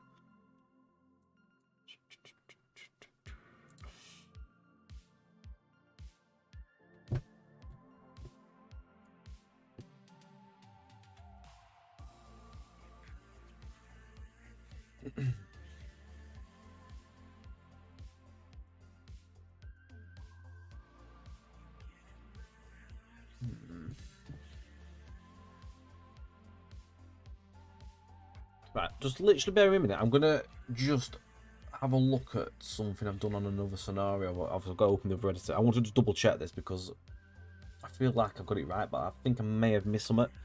So literally just 2 minutes. I'm gonna pop the other screen on so I don't give out away, and I'll just debug that.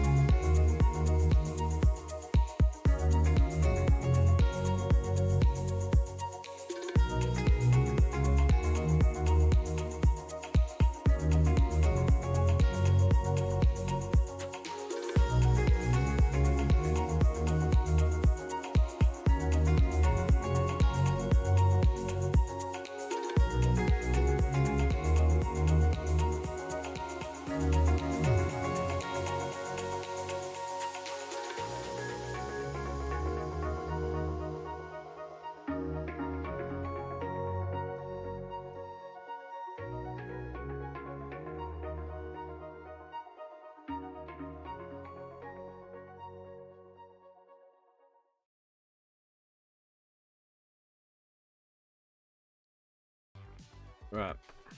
I've just gone to have a little mooch. And I've got the logic. I think I might actually know what the issue was with the tab. There was no wait time. I've just put a 10-second wait time on this. I think, from looking against the other one, that is correct. So, the way I had it set was correct. I've also just grabbed, by the way, the little bit about locking the camera. So, I can add that in as well. So I'm going to show you. So I think you do on this same bit here. It's on, so with a sequence off these.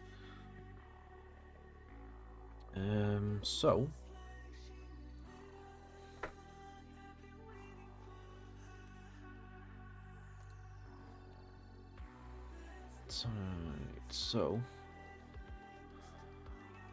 lock camera. So locking a camera. I want to show you this first. If we do it right and get it right, it should look a bit like this. So we're going to do it on an event on action did intro. Basically you can see bits and bobs in there. Basically just setting it off the player, locking the controllers basically. So it'll go off these sequences. So we're gonna have to hope I can use the same off the introduction for this, because it all happens at the same time. So on the sequence, put a branch down here, so that's there. So I'm going to do another one of these equal tos. So again, it's going to be equal to the introduction. I'm hoping I can do all this off the same thing there. Should work. I don't see why it shouldn't. So block player movement. So again, thanks earlier to Joshua Tech and also Rob at the same time, both put in what you have to press to get the comment. You see.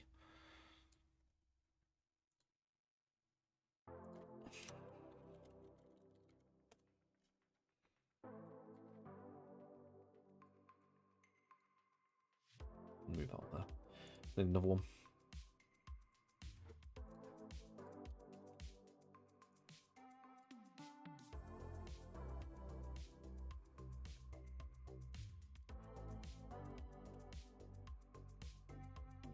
So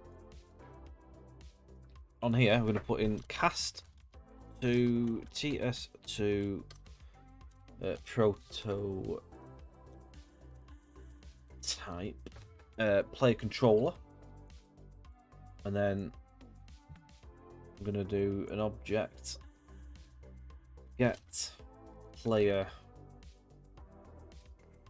controller. I have to untick the box. No, it's not going to do it. I have to right click it. Get player controller. There we go. You have to do it off it. So I'm going to link that up to the object up there. So that's them two plugged in. Leave the index as 0. We're then going to put set ignore move input there. We're gonna plug in to the target there, and then we're gonna put another one on here, which is set ignore. Nope. Okay, I can't type. Ignore look input. So set ignore input. Link that there. And I'm going to tick the box for new look input. So that is all that bit done. So that is locking the...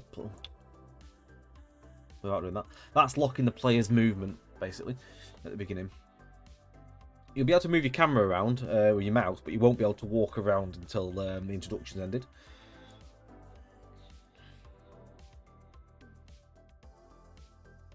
So the next bit, we need to add another sequence pin. Hit the plus at the bottom. Drag that down here. Put another branch to there. It all starts looking a little bit messy, You start adding more of these in. Equals 2. And then we're going to set this one as equals to the sit in seat. So basically this will unlock when we get the sit in the seat task. After the introduction, basically. It literally is, when you see some of the scenarios when they get done, like they are like Spaghetti Junction. I mean, just bring this picture back and that, look at that.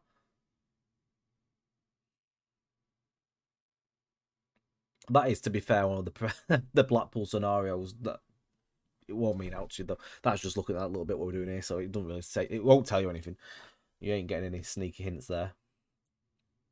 It's just the set look basically, but it just shows you what you see further down can get even worse. One of the scenarios that I ended up doing was a right mess, and I was like, what the hell is all this?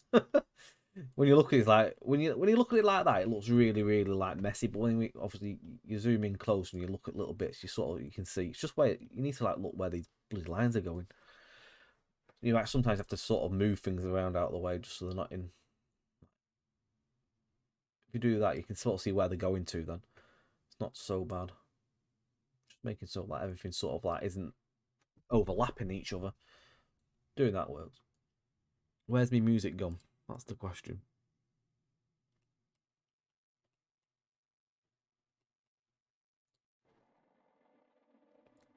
No idea what it does that. Right, so we're going to unlock the player movement now. So we're going to drag off into there. Again, cast to TS to prototype. Player controller. So again, and then we're going to right click and we're going to get player controller. Link them in. Then we're going to do reset, ignore, move input. Put that there, and then I'm just going to do the other one. So this is reset, ignore, look, input. Put that there. So blue to blue, blue to blue, and that is compiled and saved. So that is now locking and unlocking the player movement at the intro. All being well. Should I have done it right?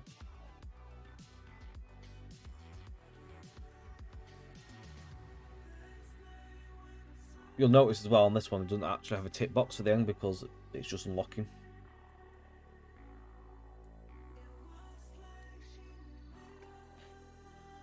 So what we're going to do,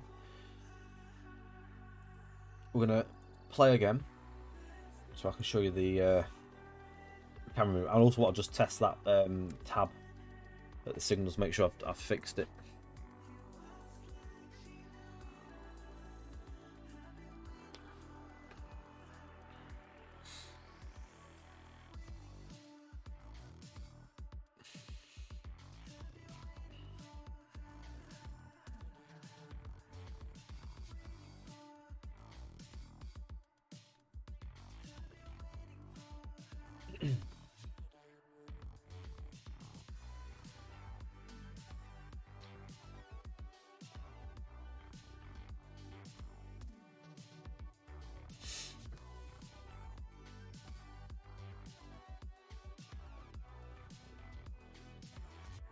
I'm not gonna lie, it feels like it's getting longer and longer. I keep saying this.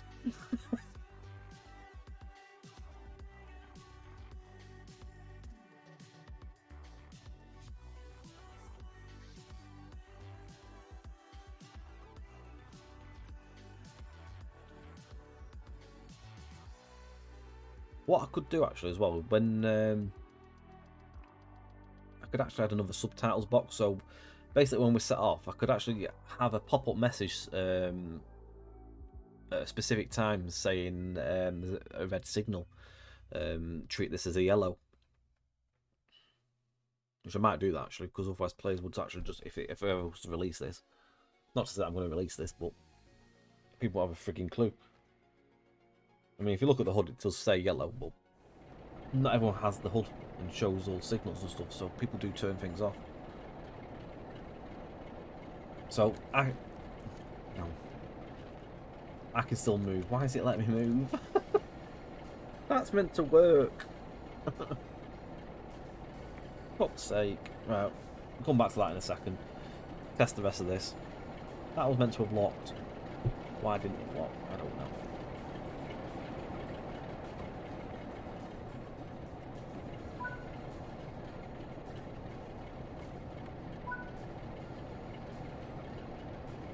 I love it when things don't work first time. Well, it should work because it's literally the way I've done it in others.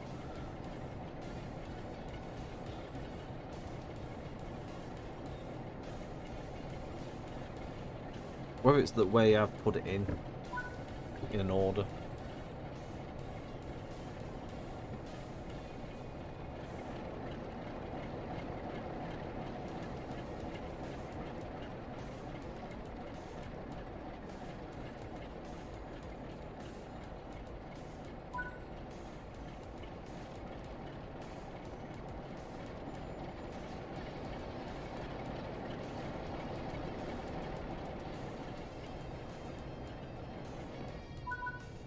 Boop, boop.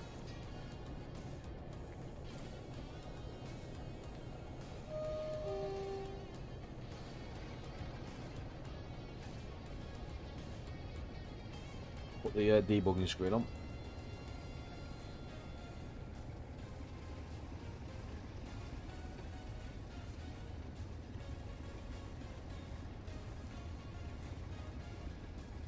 Very useful little tool.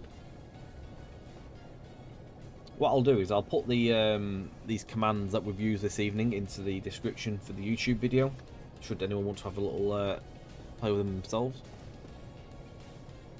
So I'll sort like ghost and stuff like that, walk, slow-mo.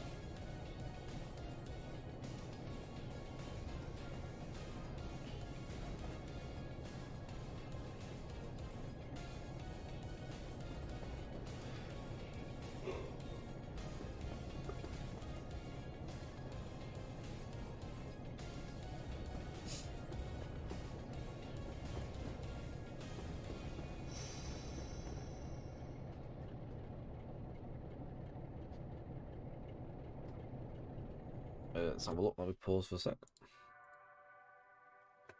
Does that look good? It looks good to me. I like that. Where is it? Is this on your route?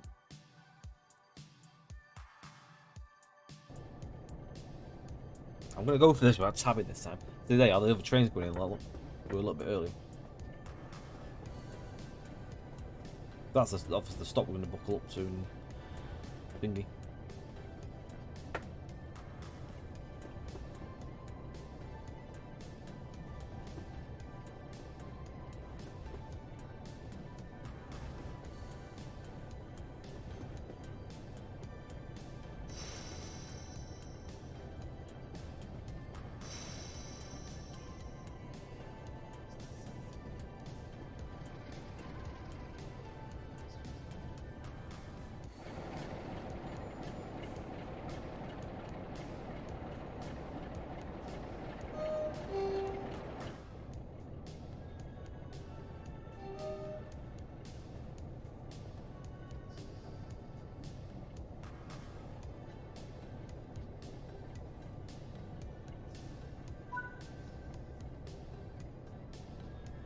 Why?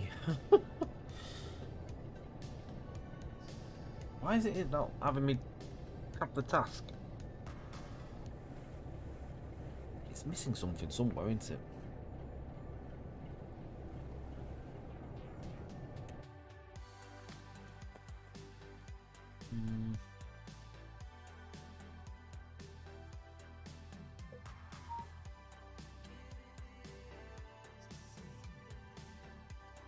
Maybe.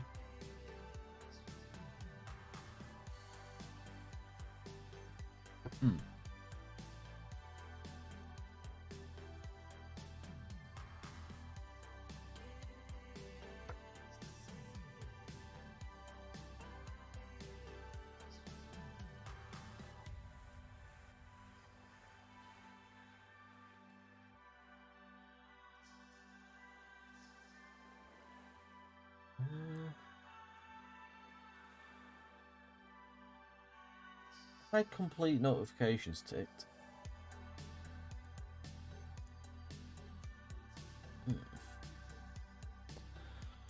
What the hell have I done there?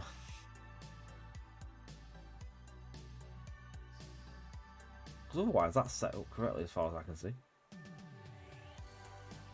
Got a 10-second wait in it.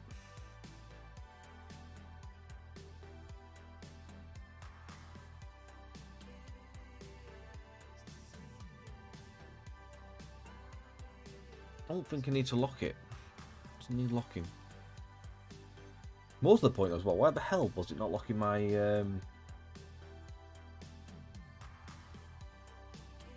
thingies?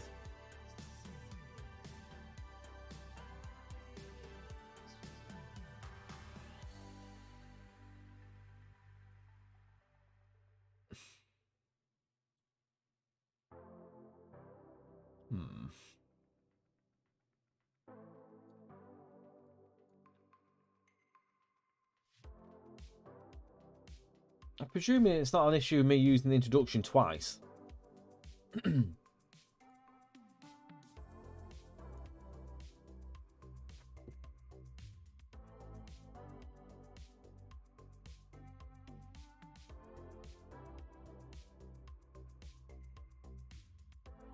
What if it doesn't like me using that twice?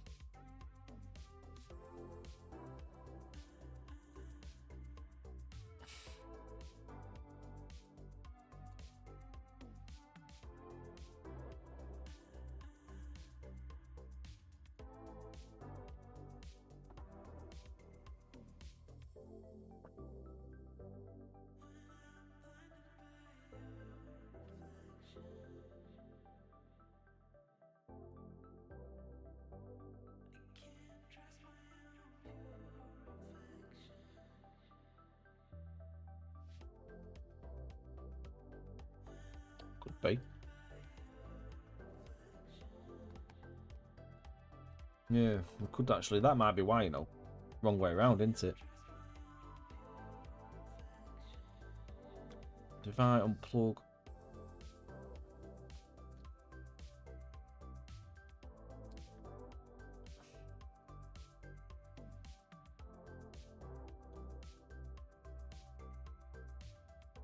So that wants to go to there. That wants to go to there. I'm going to put that one to there. It's a little bit more of a spaghetti junction, but basically that's going to happen first. And then that's going to go after.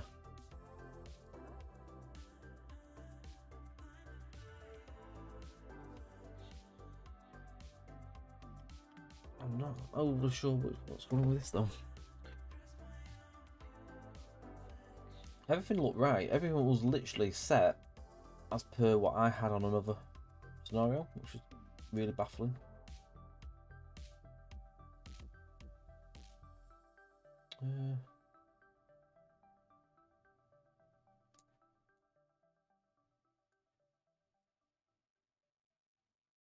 No lock controls or anything like that until voice completes was ticked or all like that, which is weird.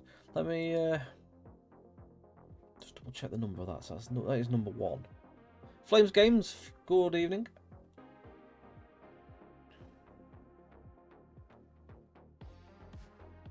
Yeah, that's literally number 1 on it. It's number 1 on my. Da, da, da, da, I know what I've done wrong. I haven't put the player service in there. There we go. Fixed it. That should now work. See, it's all about troubleshooting and looking where you've gone wrong. And then the penny drops when you see it. It's easy to do it, honestly. It's so easy to forget to type something in. It's it is what it is. But we spotted it. So we're going to now test again.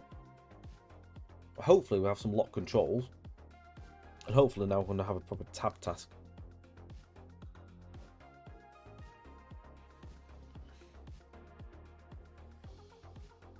In an ideal world, this would have been a perfect. This is what you do. That's what you do. And it should all work perfectly fine. But it never goes that way. There's no way you could script it either to make a video like that. It's in the Ardingly branch, freight branch, just north of Hayward's Heath. All right, okay. It looks good, that one, doesn't it? It really does. I like the look of it. I like the all the trees sort of over the tops. Nice. Looks decent.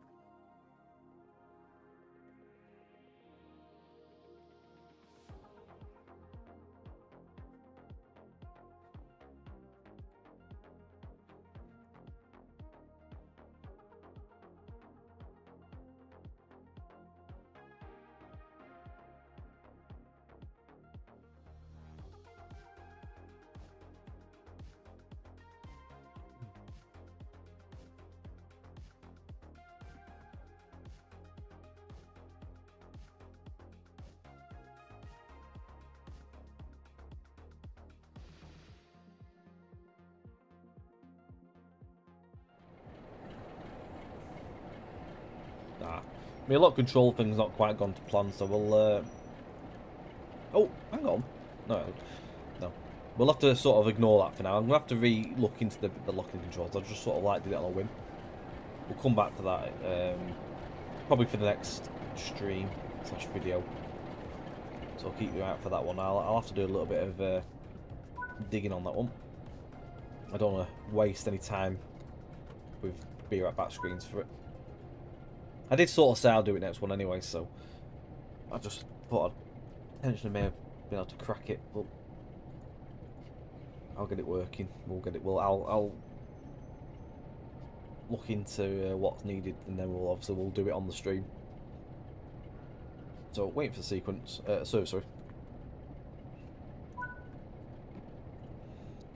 Change some points.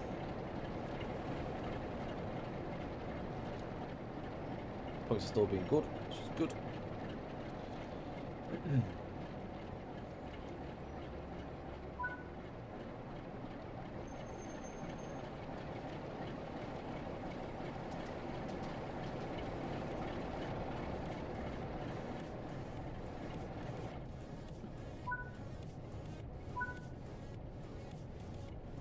That's why that weight thing's sometimes ending a bit too quick. Depends how quick you get back to the chair.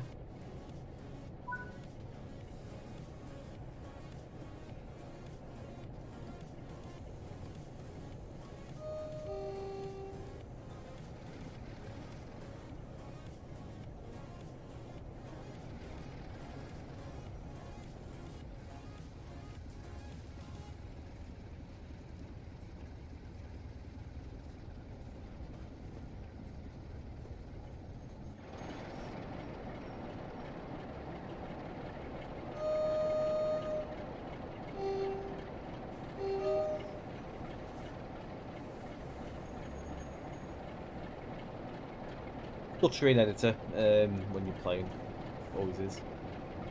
Also, you can note as well, we've had different numbers every time we've loaded this.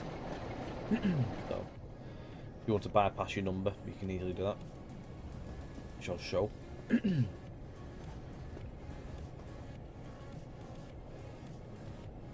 Excuse me.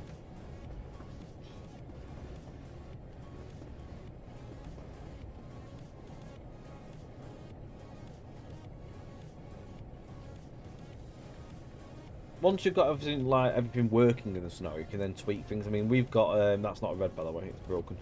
I need to put a little message in really for that. But once you've done a run through the full snow, you want to for example, because we've got the 47 we're going to release a stock from. That 47 is going to go past us to go to Cheetham Hill sidings. So if it turns out that we are a bit early or things happen a bit quicker than we planned, we can soon adjust timings. Hopefully see things happen. So hopefully if this works, we'll have ourselves up to the actual station.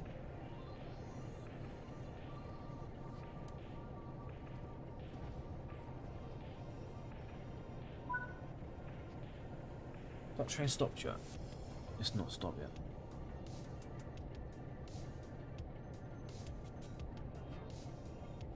I'm running really fast because I'm just that bloody quick at driving around.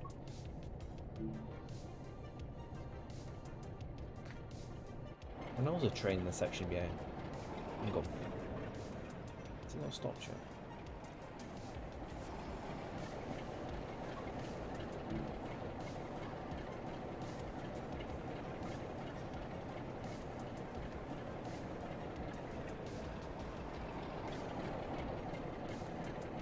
I wonder if it has to end its service first. Let me just see what happens here. We should shut the doors.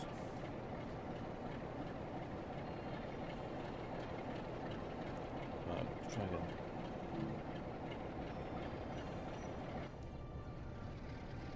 That's worked. We've got to basically wait for it to end its service and on what it's doing. So that's not a problem. It works.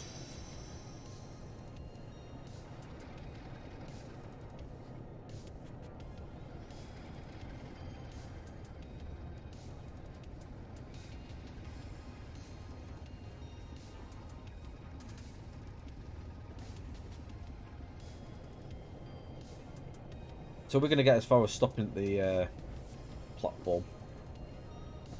Then we'll have to obviously look to add some bits and pieces.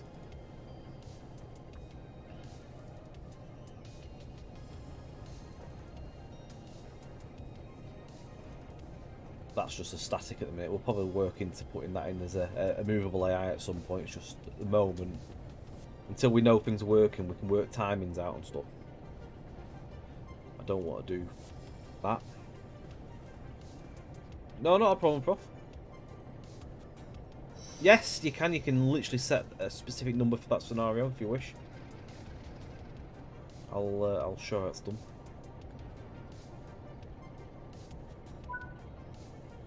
So we now couple. Basically, that is at the minute telling us just to go and couple. But what we need to do next is we need to have that buckeye down so that we can obviously couple up. So we now need to go on that. We'd have to go on have our objective to do that. You don't have to. You don't have to add all this at all. I mean, it's telling us what to do. It's telling you to go and couple up, but you can at least go and tell the player to go and drop the coupler, which I will show in a second.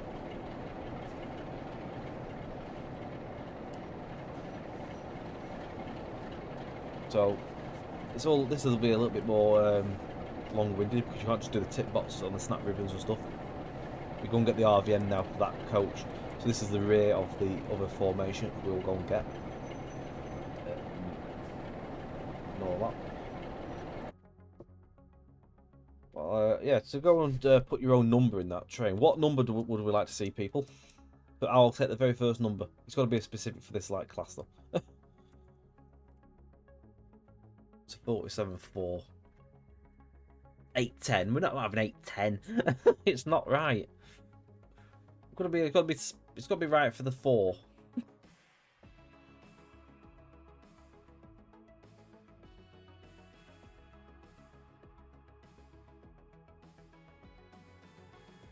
Oh, that's wrong button. The way I do it, I have always known to do it. We're going 4-3-2. So in there, number override is there. Number. Loco number. 47. Wallpaper engine. It's Razor one. 432.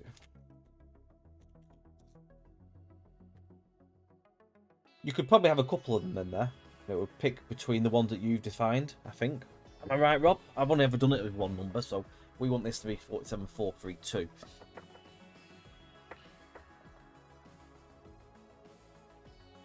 I mean, as well, Adam, if we was to do an 8, we would if we'd use West Somerset 47, we could have had an 8 then.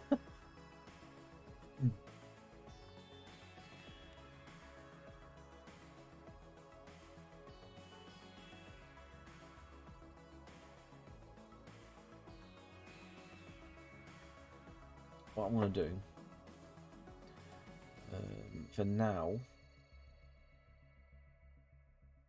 I'll just leave that as is. I'll work this out and figure out what's going on.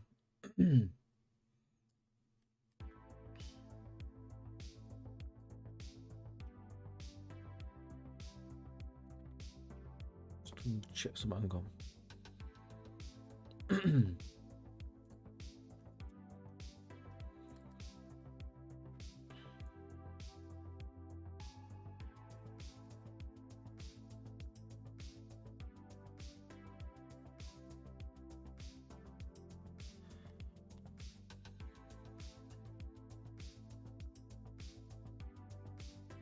So we need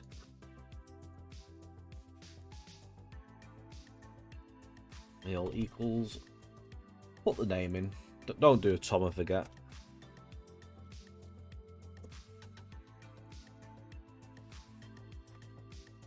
Equals again.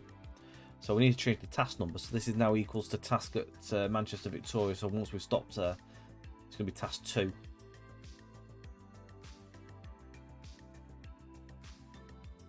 We're not, no, hang on. We're not doing anything for task 2. We are...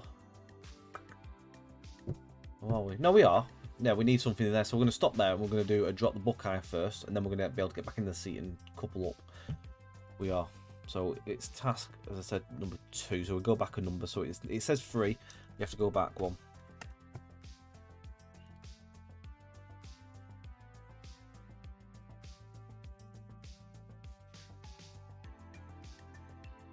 Oh, we'll see if it works in a second then, Rob. If I've broke it or not.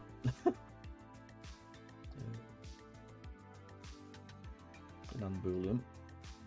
I mean, we can't get into the bloody RVN at the minute, can we? As far as we tried that, didn't we, last week? I mean, I could go into the RVM in the non-public one at least, and if we needed to, we can. In our one, the other one. I could always go and have a look on there and see what numbers work. I'll see if it works the second one we reload up. So I'm just going to do a flow add.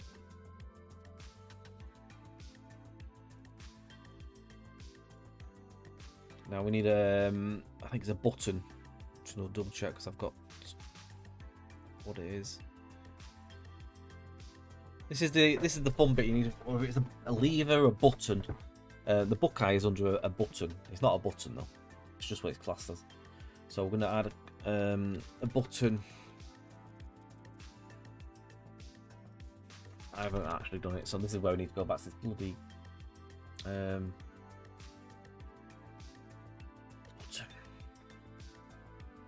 Where's all the child? I need to make a child thingy.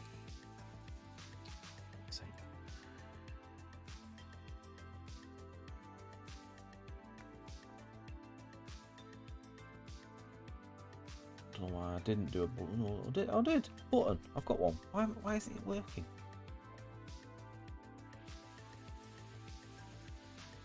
It's there. Right. What did? Hello, Talis. How are we doing? I'm good, thank you. Yes, TSW4. You can actually make proper scenarios in the editor that's now available on the Epic Game Store. You need to obviously own TSW4 to be able to access the editor. But this is the editor that comes with what DTG use. It's now available publicly. It's in beta, so it's still there is still a few like niggles with it and that, but you can at least do stuff. This is our second stream doing this. We did last Sunday as well, so these streams are going onto the TSTV YouTube channel as well. So for future reference, if anyone wants to have a watch, like properly back and have a go at themselves. Now we're not going to do this tick box base at this time, because we need to go to the Mark 1 for this. So SC01 _ Buckeye.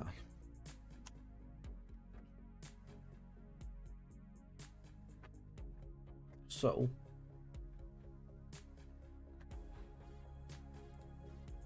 we need the rear. So this is the rear one here. So we need the ID. Copy that. Right click and copy the ID. We're going to pop it in to here.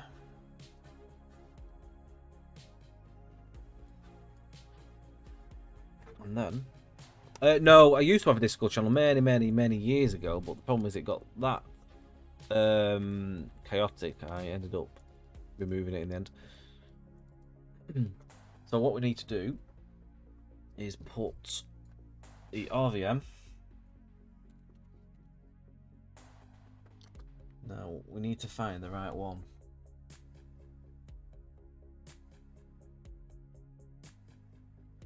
Needs Manchester. The Mark 1 BG. I think it's that one, yeah. And we need an RVV as well. Needs Manchester Mark 1 BG. Should be this one. We need a HID. So we're going to put coupler type. So this is all the bits and pieces for the Mark 1 BG. There's all sorts. There's windows and gangway doors and bits and bobs. So we want a coupler type. Now, is it the back or the front? I think it's the back because it's the back of the train. Logical. Although it could not be. It could be the other way around. You never know. So that's there. Now we need success conditions. So to find your success conditions, ideally you need to go look in the RVN. We can't do that in the editor at the minute. Public beta. You can do it on the one we have main, like in the DTG's one before it came as this. Hopefully in time you'll be able to see the RVN, but I don't know if that'll ever be a thing or not. Just have to hope and pray, because otherwise you're going to have to do a lot of guessing on what the states are, and it doesn't, without knowing what they are, it's very hard to figure this out. You'll be guessing. So we're going to tick for a specific output, and we're going to have the output being a value of 1 on the output. Press count is how long, because it's a button, how long do you want them to press it for? You just want one click, so it's a press count of 1. You can have a press time in time, sorry, as well. So press count is a number of presses, that's just 1. Press time is how long you want them to press it for. So if it was a button in the cab, maybe to turn the engine on, you could make them hold down that button for 2 seconds while engine's firing up. But because we're just dropping the Buckeye, we're going to put a 0. You're just going to press it, it's just going to drop. So we don't need to put a time in there. Everything else is left as is.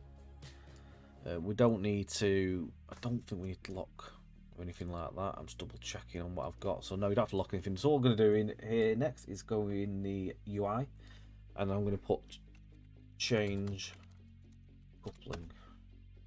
You can probably put something better in there. It's just drop the Buckeye coupler. Set the high completion, and that is that.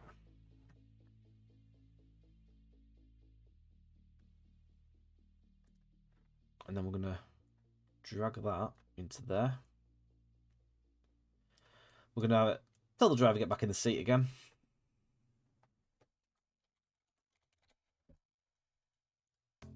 Because that's where they need to go. Obviously, that's to go and couple up. A lever, yeah, slight dragging stuff, yeah. Although sometimes it can be different. Yeah, pretty much, yeah. That would be like for a lever, yeah. Some things you look at and thinking, is that really a button? But it's just the way they've been set up. It'll be logic from CSX Heavy Haul, which never changed. So, a seat again, we need another seat.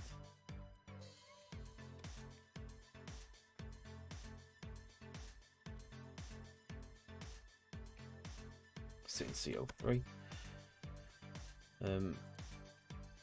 This one, we can do a tick and untick again, just making sure that hasn't overwritten, which it hasn't. So we leave that overridden because we're overriding that one. So again, you'd have to look in the RVM. It'll tell you where you'd need it to be. It could be in increments like 0.1, 2, 3, 4, 5, 6, 7, 8, 9, and then 1.0 could be the end point. It is depending on what they've been set up as. You'd have to look. If we can't admit, but if they allow it in the future, then that'd be good. Right. So seat. It was the back one, wasn't it? Yeah. Seat B.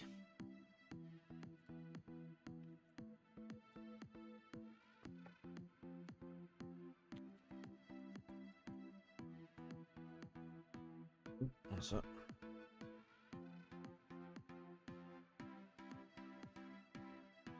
Right. I'm going to plug this into here.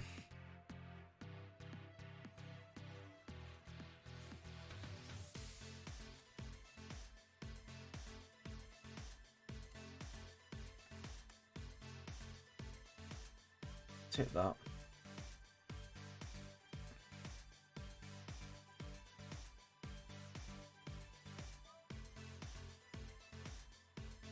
Put that in there.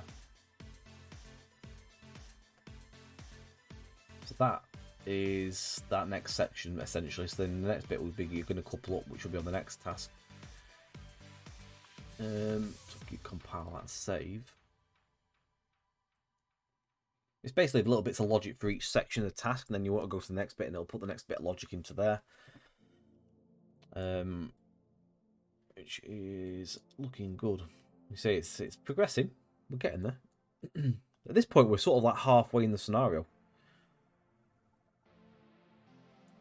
I would say. Maybe a little bit further, actually. All you got to do is couple up to the train, uncouple from the other end, drive to Red Bank. Job's done. So we're nearly there, really. It's not much more. Probably next stream we'll have it fully done. Right, I just need to go and pop upstairs for a couple of minutes because Katie's asked for me. So I will pop the Be Right Back screen on. And then we'll have another test. We might even get another bit of logic in, to be fair. We're only at 11 o'clock, so we'll call this as an interval for 5 or so. And then go and refresh your glasses or whatever you're doing, and then we'll be back very shortly, guys.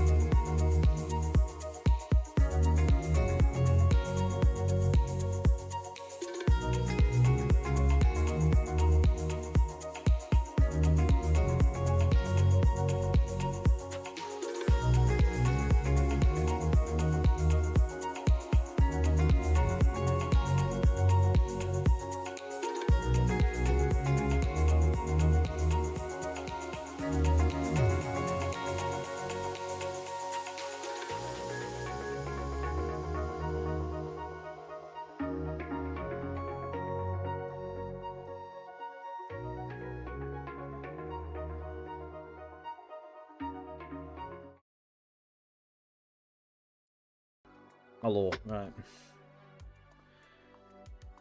If Jack is still here, I shall see you later on, mate. If not, see you soon. Right. So the only thing at the minute it's not working is that. I need to figure out what's going on there. Well, ignore that for now. So we've obviously done the book out, so we're going to go and give this a test. Hopefully, it works.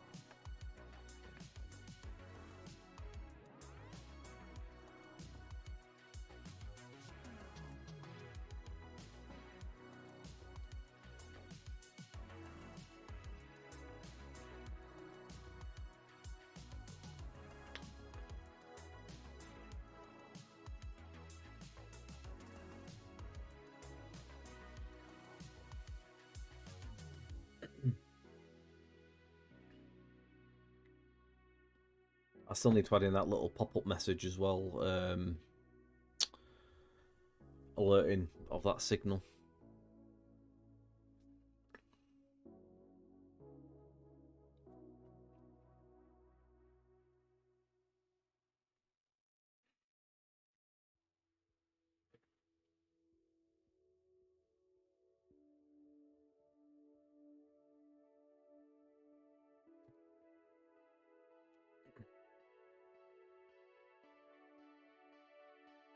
Push up longer.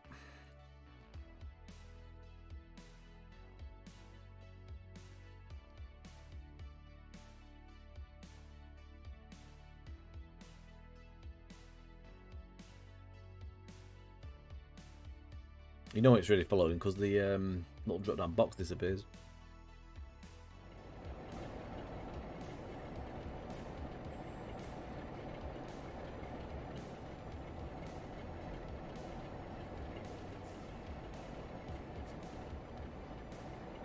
It's a good job I started this way I did, because you can't actually go through that. There's a collision wall.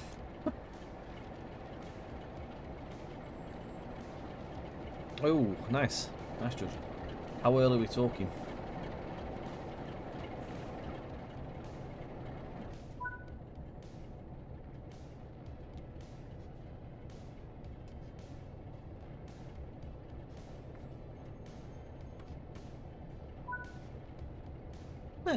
early-ish, early enough.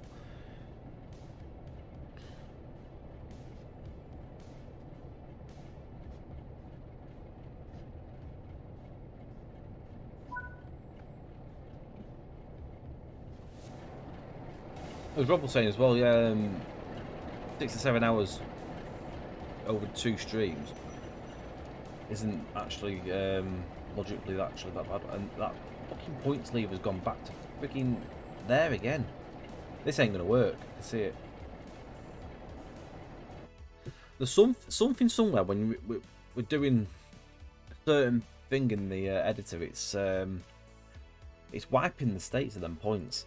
At least we know what it is, so I can go back and fix it. It's just a bit of a pain in the arse, but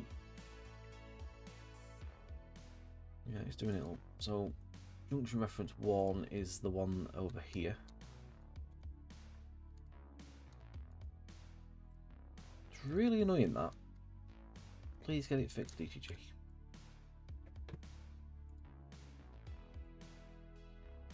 Whatever it is I'm doing, there's a specific thing that I'm adding in here somewhere, and it's obviously wiping it when you're setting stuff through. I'm gonna have to check everything else is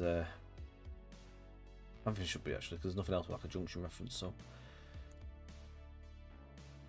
just compile it and save it. Everything's alright there. Go again. You've got to be up at 9 for someone to look at the drain outside. I'm up at quarter to... Oh, we've got quarter to 8, to be fair. Yeah, we'll give kids breakfast and get them to school for just after 8:45, so... We won't be on there obviously much longer anyway. I'm doing trains after it. Trains and drains. Trains and drains and trains and drains.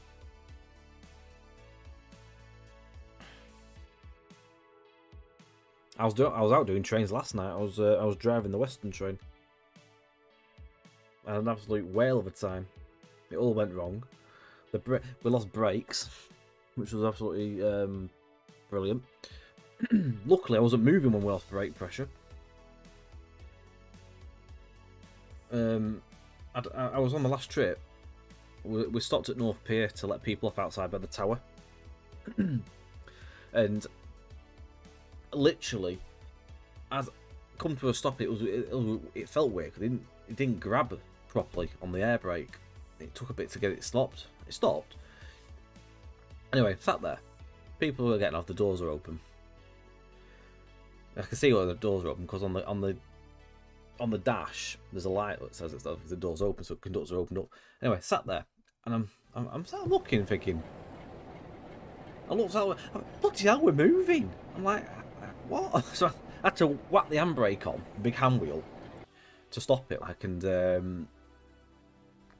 Anyway, I had to come back driving the electric brake eventually for a bit, and eventually the air pressure just decided that it's going to work again. It came back to life. It was weird. But driving on an electric brake and hand wheel to stop the freaking tram through a very crowded Blackpool town centre on a Saturday night is not what you really want to be doing. But there we are. That happened. So yeah, it was fun. Very tense that was. Like bit nerve-wracking. I've done it before. I had to drive the whole way back from Fleetwood once on Summit like that, but yeah, worrying. But yeah, that was that, and also had to drive in the absolute pissed out rain from the carriage end all the way back down to town. Wind and rain, felt like someone was chucking glass at me. It all got logged, yes. Engineer was informed and all that.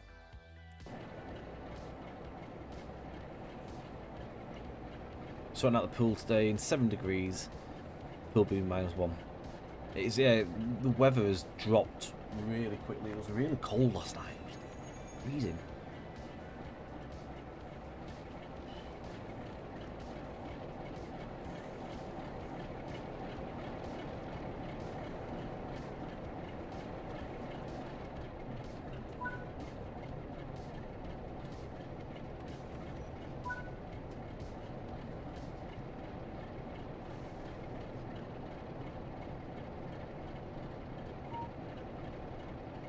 Winter's definitely coming though. Right, here we go. Points are set again now. I can see that one's open.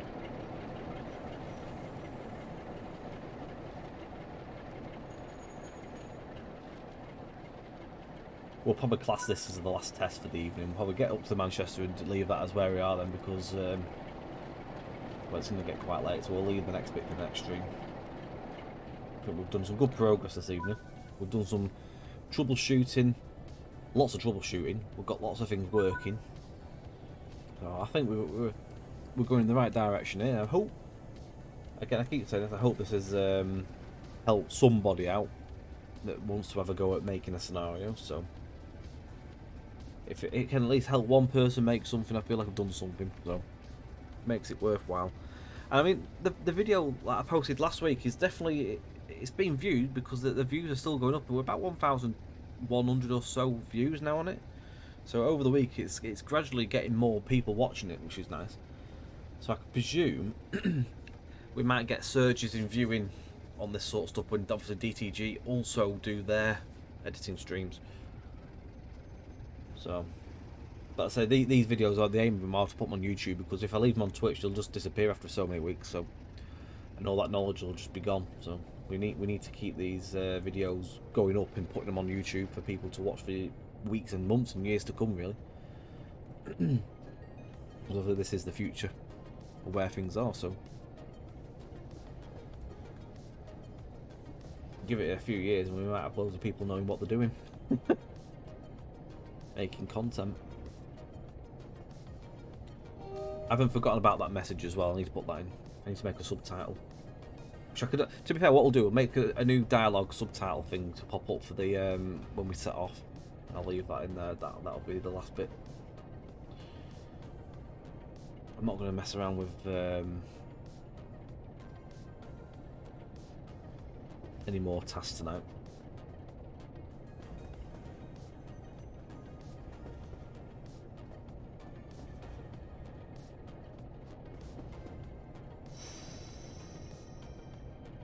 A month and 2 days to your birthday, which I don't know. I don't like how close my birthday is. Well, does it mean you get less presents? Have you been nearby, or is it not too bad? I mean, to be fair, I'm on the other side of Christmas. I'm a month and 5 days after Christmas or so. So I'm in the same boat, really. It's a long way to wait for something else to come.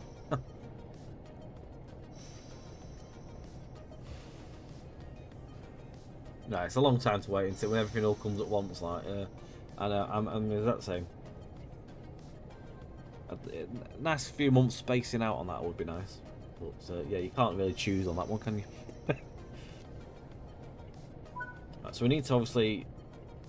Oh, what? Oh, hang on. It's bypassed the bloody signal thing. Why? Why is it doing that? That's really annoying. I bet it's something in the bloody. You know, where the junction thing's changing. Also, that number hasn't overrode.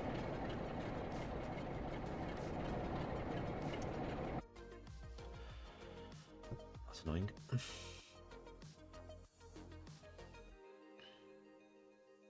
It's really annoying. Something changing the timetable. Yep. No. No, it's there. So that hasn't changed. So what on earth has changed here? Wait time. The wait time is gone.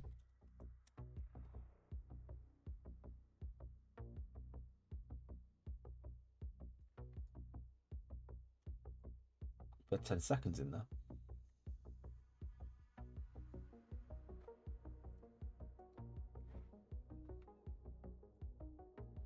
It's all very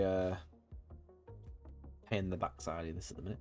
Let me put in the dialogue.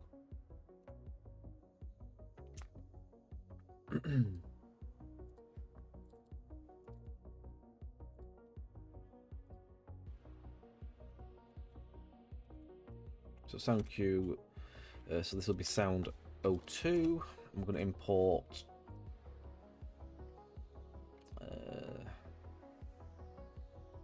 15-second one of them. SC01_soundQ02.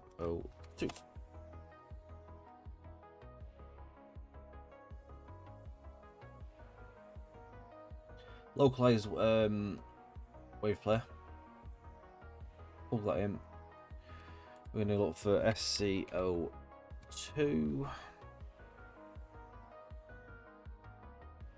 I really should have given this a better name, this scenario. I should have put like a prefix on it, really.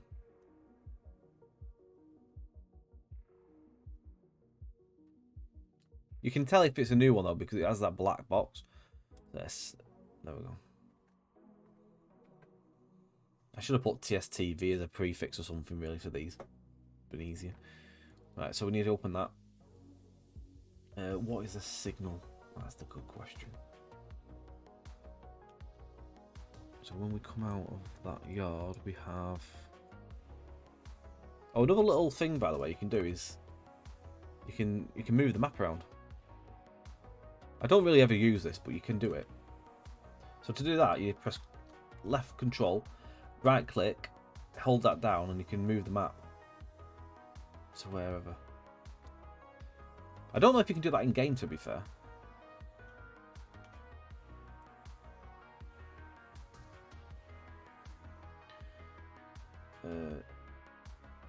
Is it that one? VE33.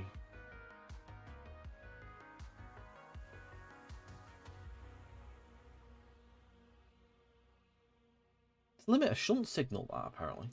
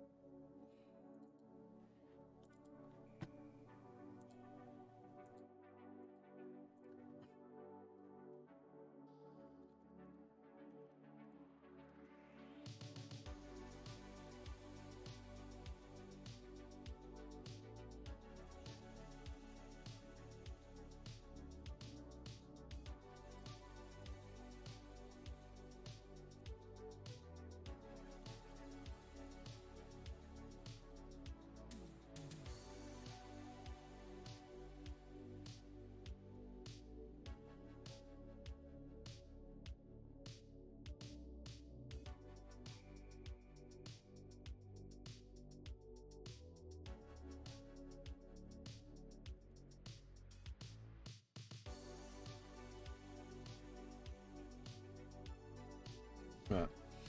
So we've got driver. Please note that signal V33 just ahead has been stuck on red. You may pass this signal and treat it as a yellow aspect. So that will pop up in a minute.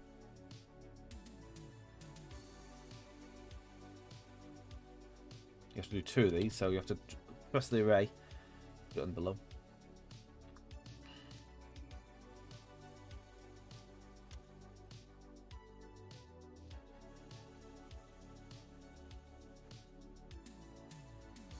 Save that.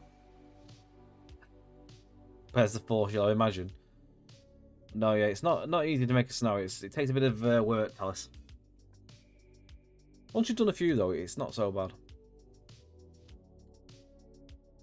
Just give that a save. Close that. We need to plug this in on the objectives.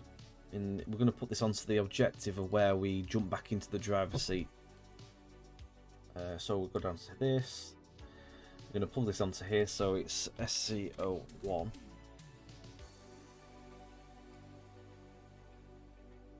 Sound 02. And there we go. Put a 5-second delay. We don't need to put a bit much. We'll probably put a... Yeah, 5-second delay we'll leave on there. So that should pop up. All being what? No worries at all, George. All the best, mate. Hope you get a good picture or video, whatever it is you're doing.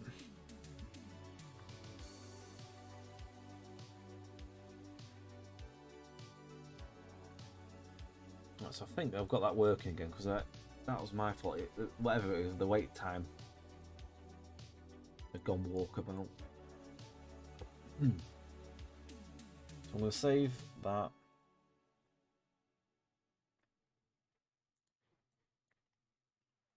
That's all in there. That's all right. So it should work.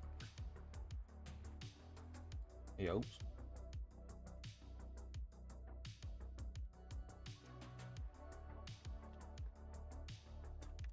Hello Lee, editor's available. It's been out for about a month ish. Or just under a month. Is it? What are we on now? Oh, it's not quite a month yet. It's been out a month on the 26th. You can get it on the Epic Store. So if you own Train Sim World 4, head to Epic Games and download it on there. You have to have Train Sim World 4 for it to work. If you don't have TSW4, it won't work. And yeah, you can go and literally go and have a go at making a route or making a scenario. This is our second scenario creating stream. They're on our YouTube channel, so this will go onto our YouTube channel tomorrow as well. It will work on Steam, yeah. So you don't have to just have Epic. It's not Epic to Epic. You can have Epic download there, and you can have Steam. It'll work. It knows there'll be something in the download of that. It'll be working. It's magic, and it'll know you've got it installed.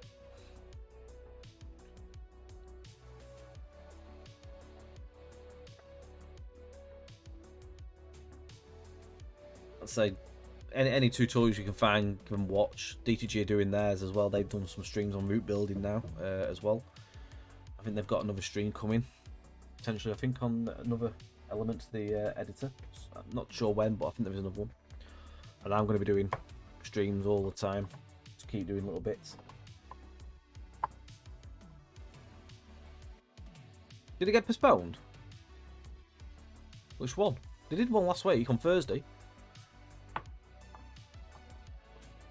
They haven't postponed another one, have they? Moving up.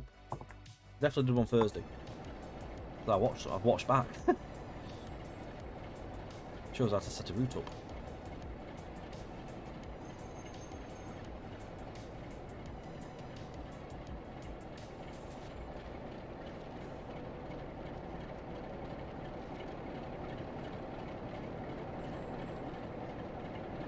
That number's the same though, again. 474 seems to be staying there for some reason. I have 432 in, I think.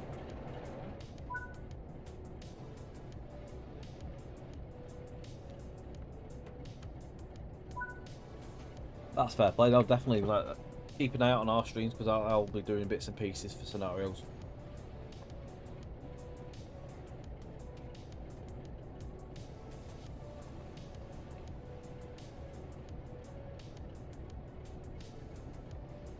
As well, next Friday I will be doing another Class 66 drive. I'm not doing a full stream of 60, but I've got a software update now for the controller, so we'll be able to do a drive with the controller. Literally, the software update came out just after the stream ended. I've been taking my advice and not being on the forums much. It does a little good not looking at them forums. I need to change that a little bit. I might actually plug that in onto the next task, that VO. Because it's popping up a bit too soon, really. Should probably have it pop up 10 seconds after this one comes on something.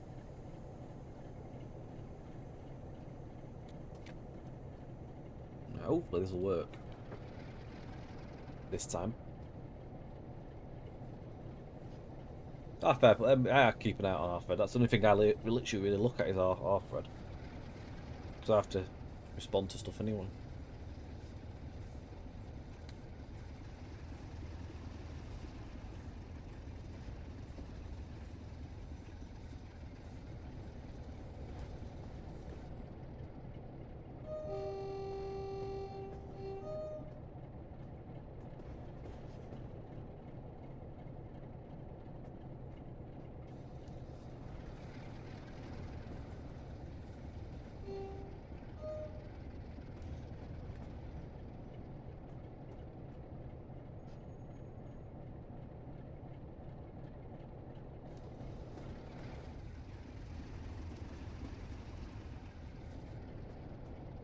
I do actually think it is a limited shunt signal, so...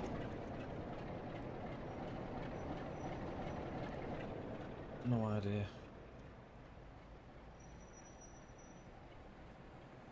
Unless that's a limited shunt. Oh, that's a limited shunt. So what signal's that? Oh, it's V33. Oh, well, I've got that wrong then, haven't I? Oh, no, it is V30. Eh? Is that V34? No, God knows. There's two different V33s. That's not confusing, is it? That signal is bought, though. I can tell that's not right. Should be doing that. Pretty certain there's a scenario that comes out of there, though, on the Leeds Manchester route. I wonder if it comes out on the other track, though, and it works.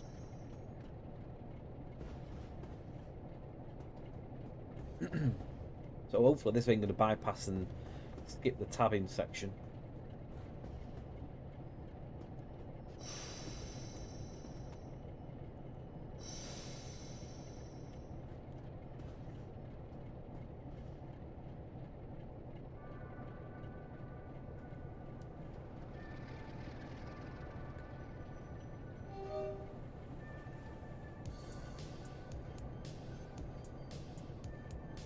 Don't worry, it's alright.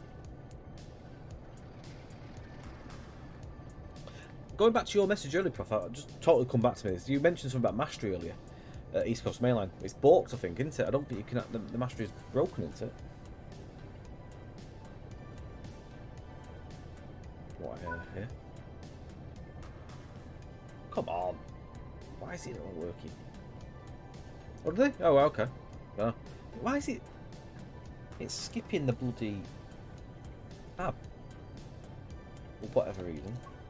Anyway. Can't do it yet because the train's got its doors open over here. I'll have to look at that because that was working a minute ago. We've just literally done it.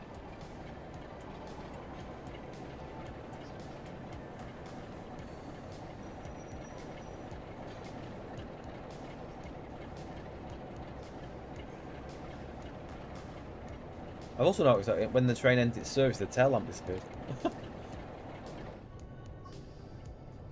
But what we're going to do now is just see if this Buckeye bit works. Hopefully it does. What you find as well, you'll probably lose more time with scenario creation, having to test it all the time, make sure things work. See, obviously you'll get longer and longer into it. It takes longer each time. Put it this way, one of the scenarios for the Blackpool route, I think I tested about 7 times in a day nearly. You can't rush it, mate.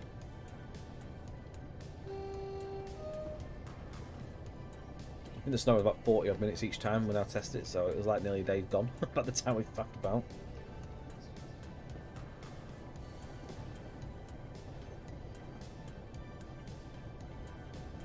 It's not having us stop here for whatever reason. It's let me just do the UI because I want to make sure this is working. It's missing something somewhere. There's something skipping. I wonder if there's something I haven't done. Anyway, I want to make sure this is set correctly anyway.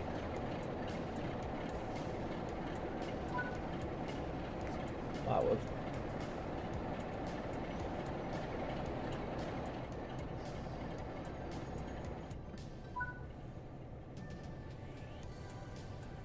Stop at local. Hey, oh.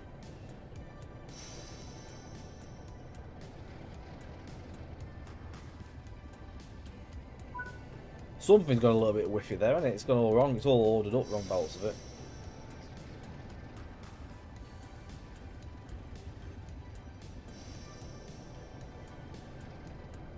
Check that in a second.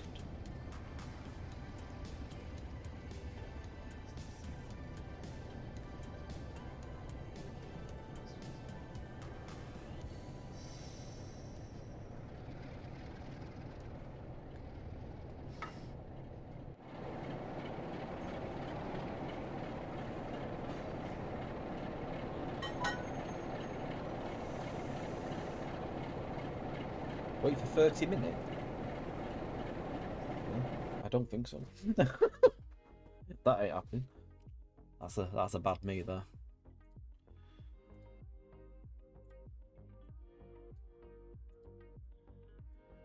30 minutes? Definitely not. 30 bloody minutes. It'll be 30 bloody seconds. Fixed. Why is the objectives all back from what's going on here?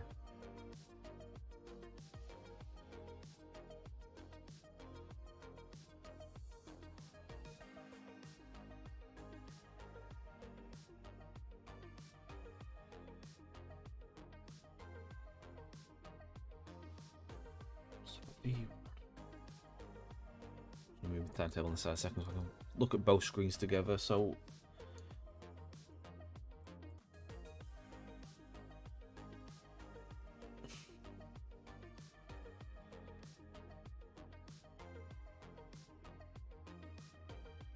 because our thing is everything looks like it's set correctly, which baffles me.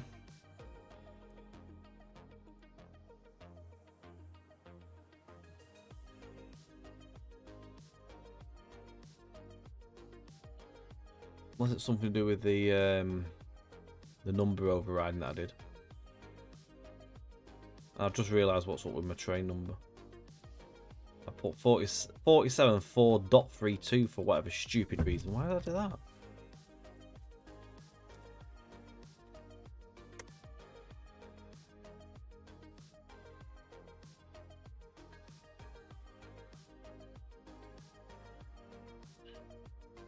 I also wanted to ditch that. I'm going to take that off there. I'm going to put this onto the next.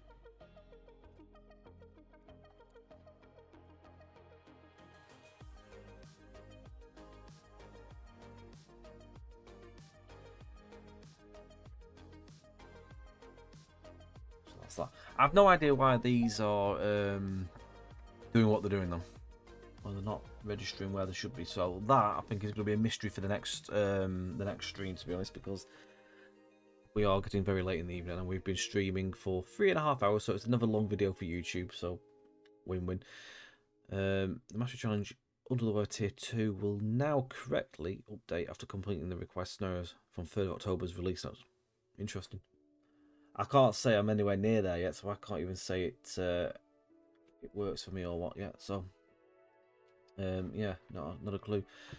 Right, at this point I'm going to wrap things up. So thank you very much for everyone again as always for joining us. I hope you've enjoyed it. We'll continue this again very, very soon, maybe next Sunday, we'll see.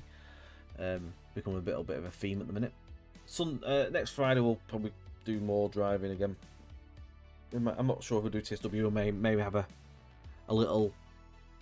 I know we are going to do. I'm going to do controller, aren't we? So we might do TS Classic the week after. Have a little dabble at TSC and see what's going on. But yeah, thank you very much, guys. Take it easy. Cheers for all the resubs and the gift subs this evening. Thank you, Rob, if you're still watching. And who else that's just been in this evening. It's been great. Any questions? Feel free to add in the comments on the YouTube channel if there's anything you want to know or out like that.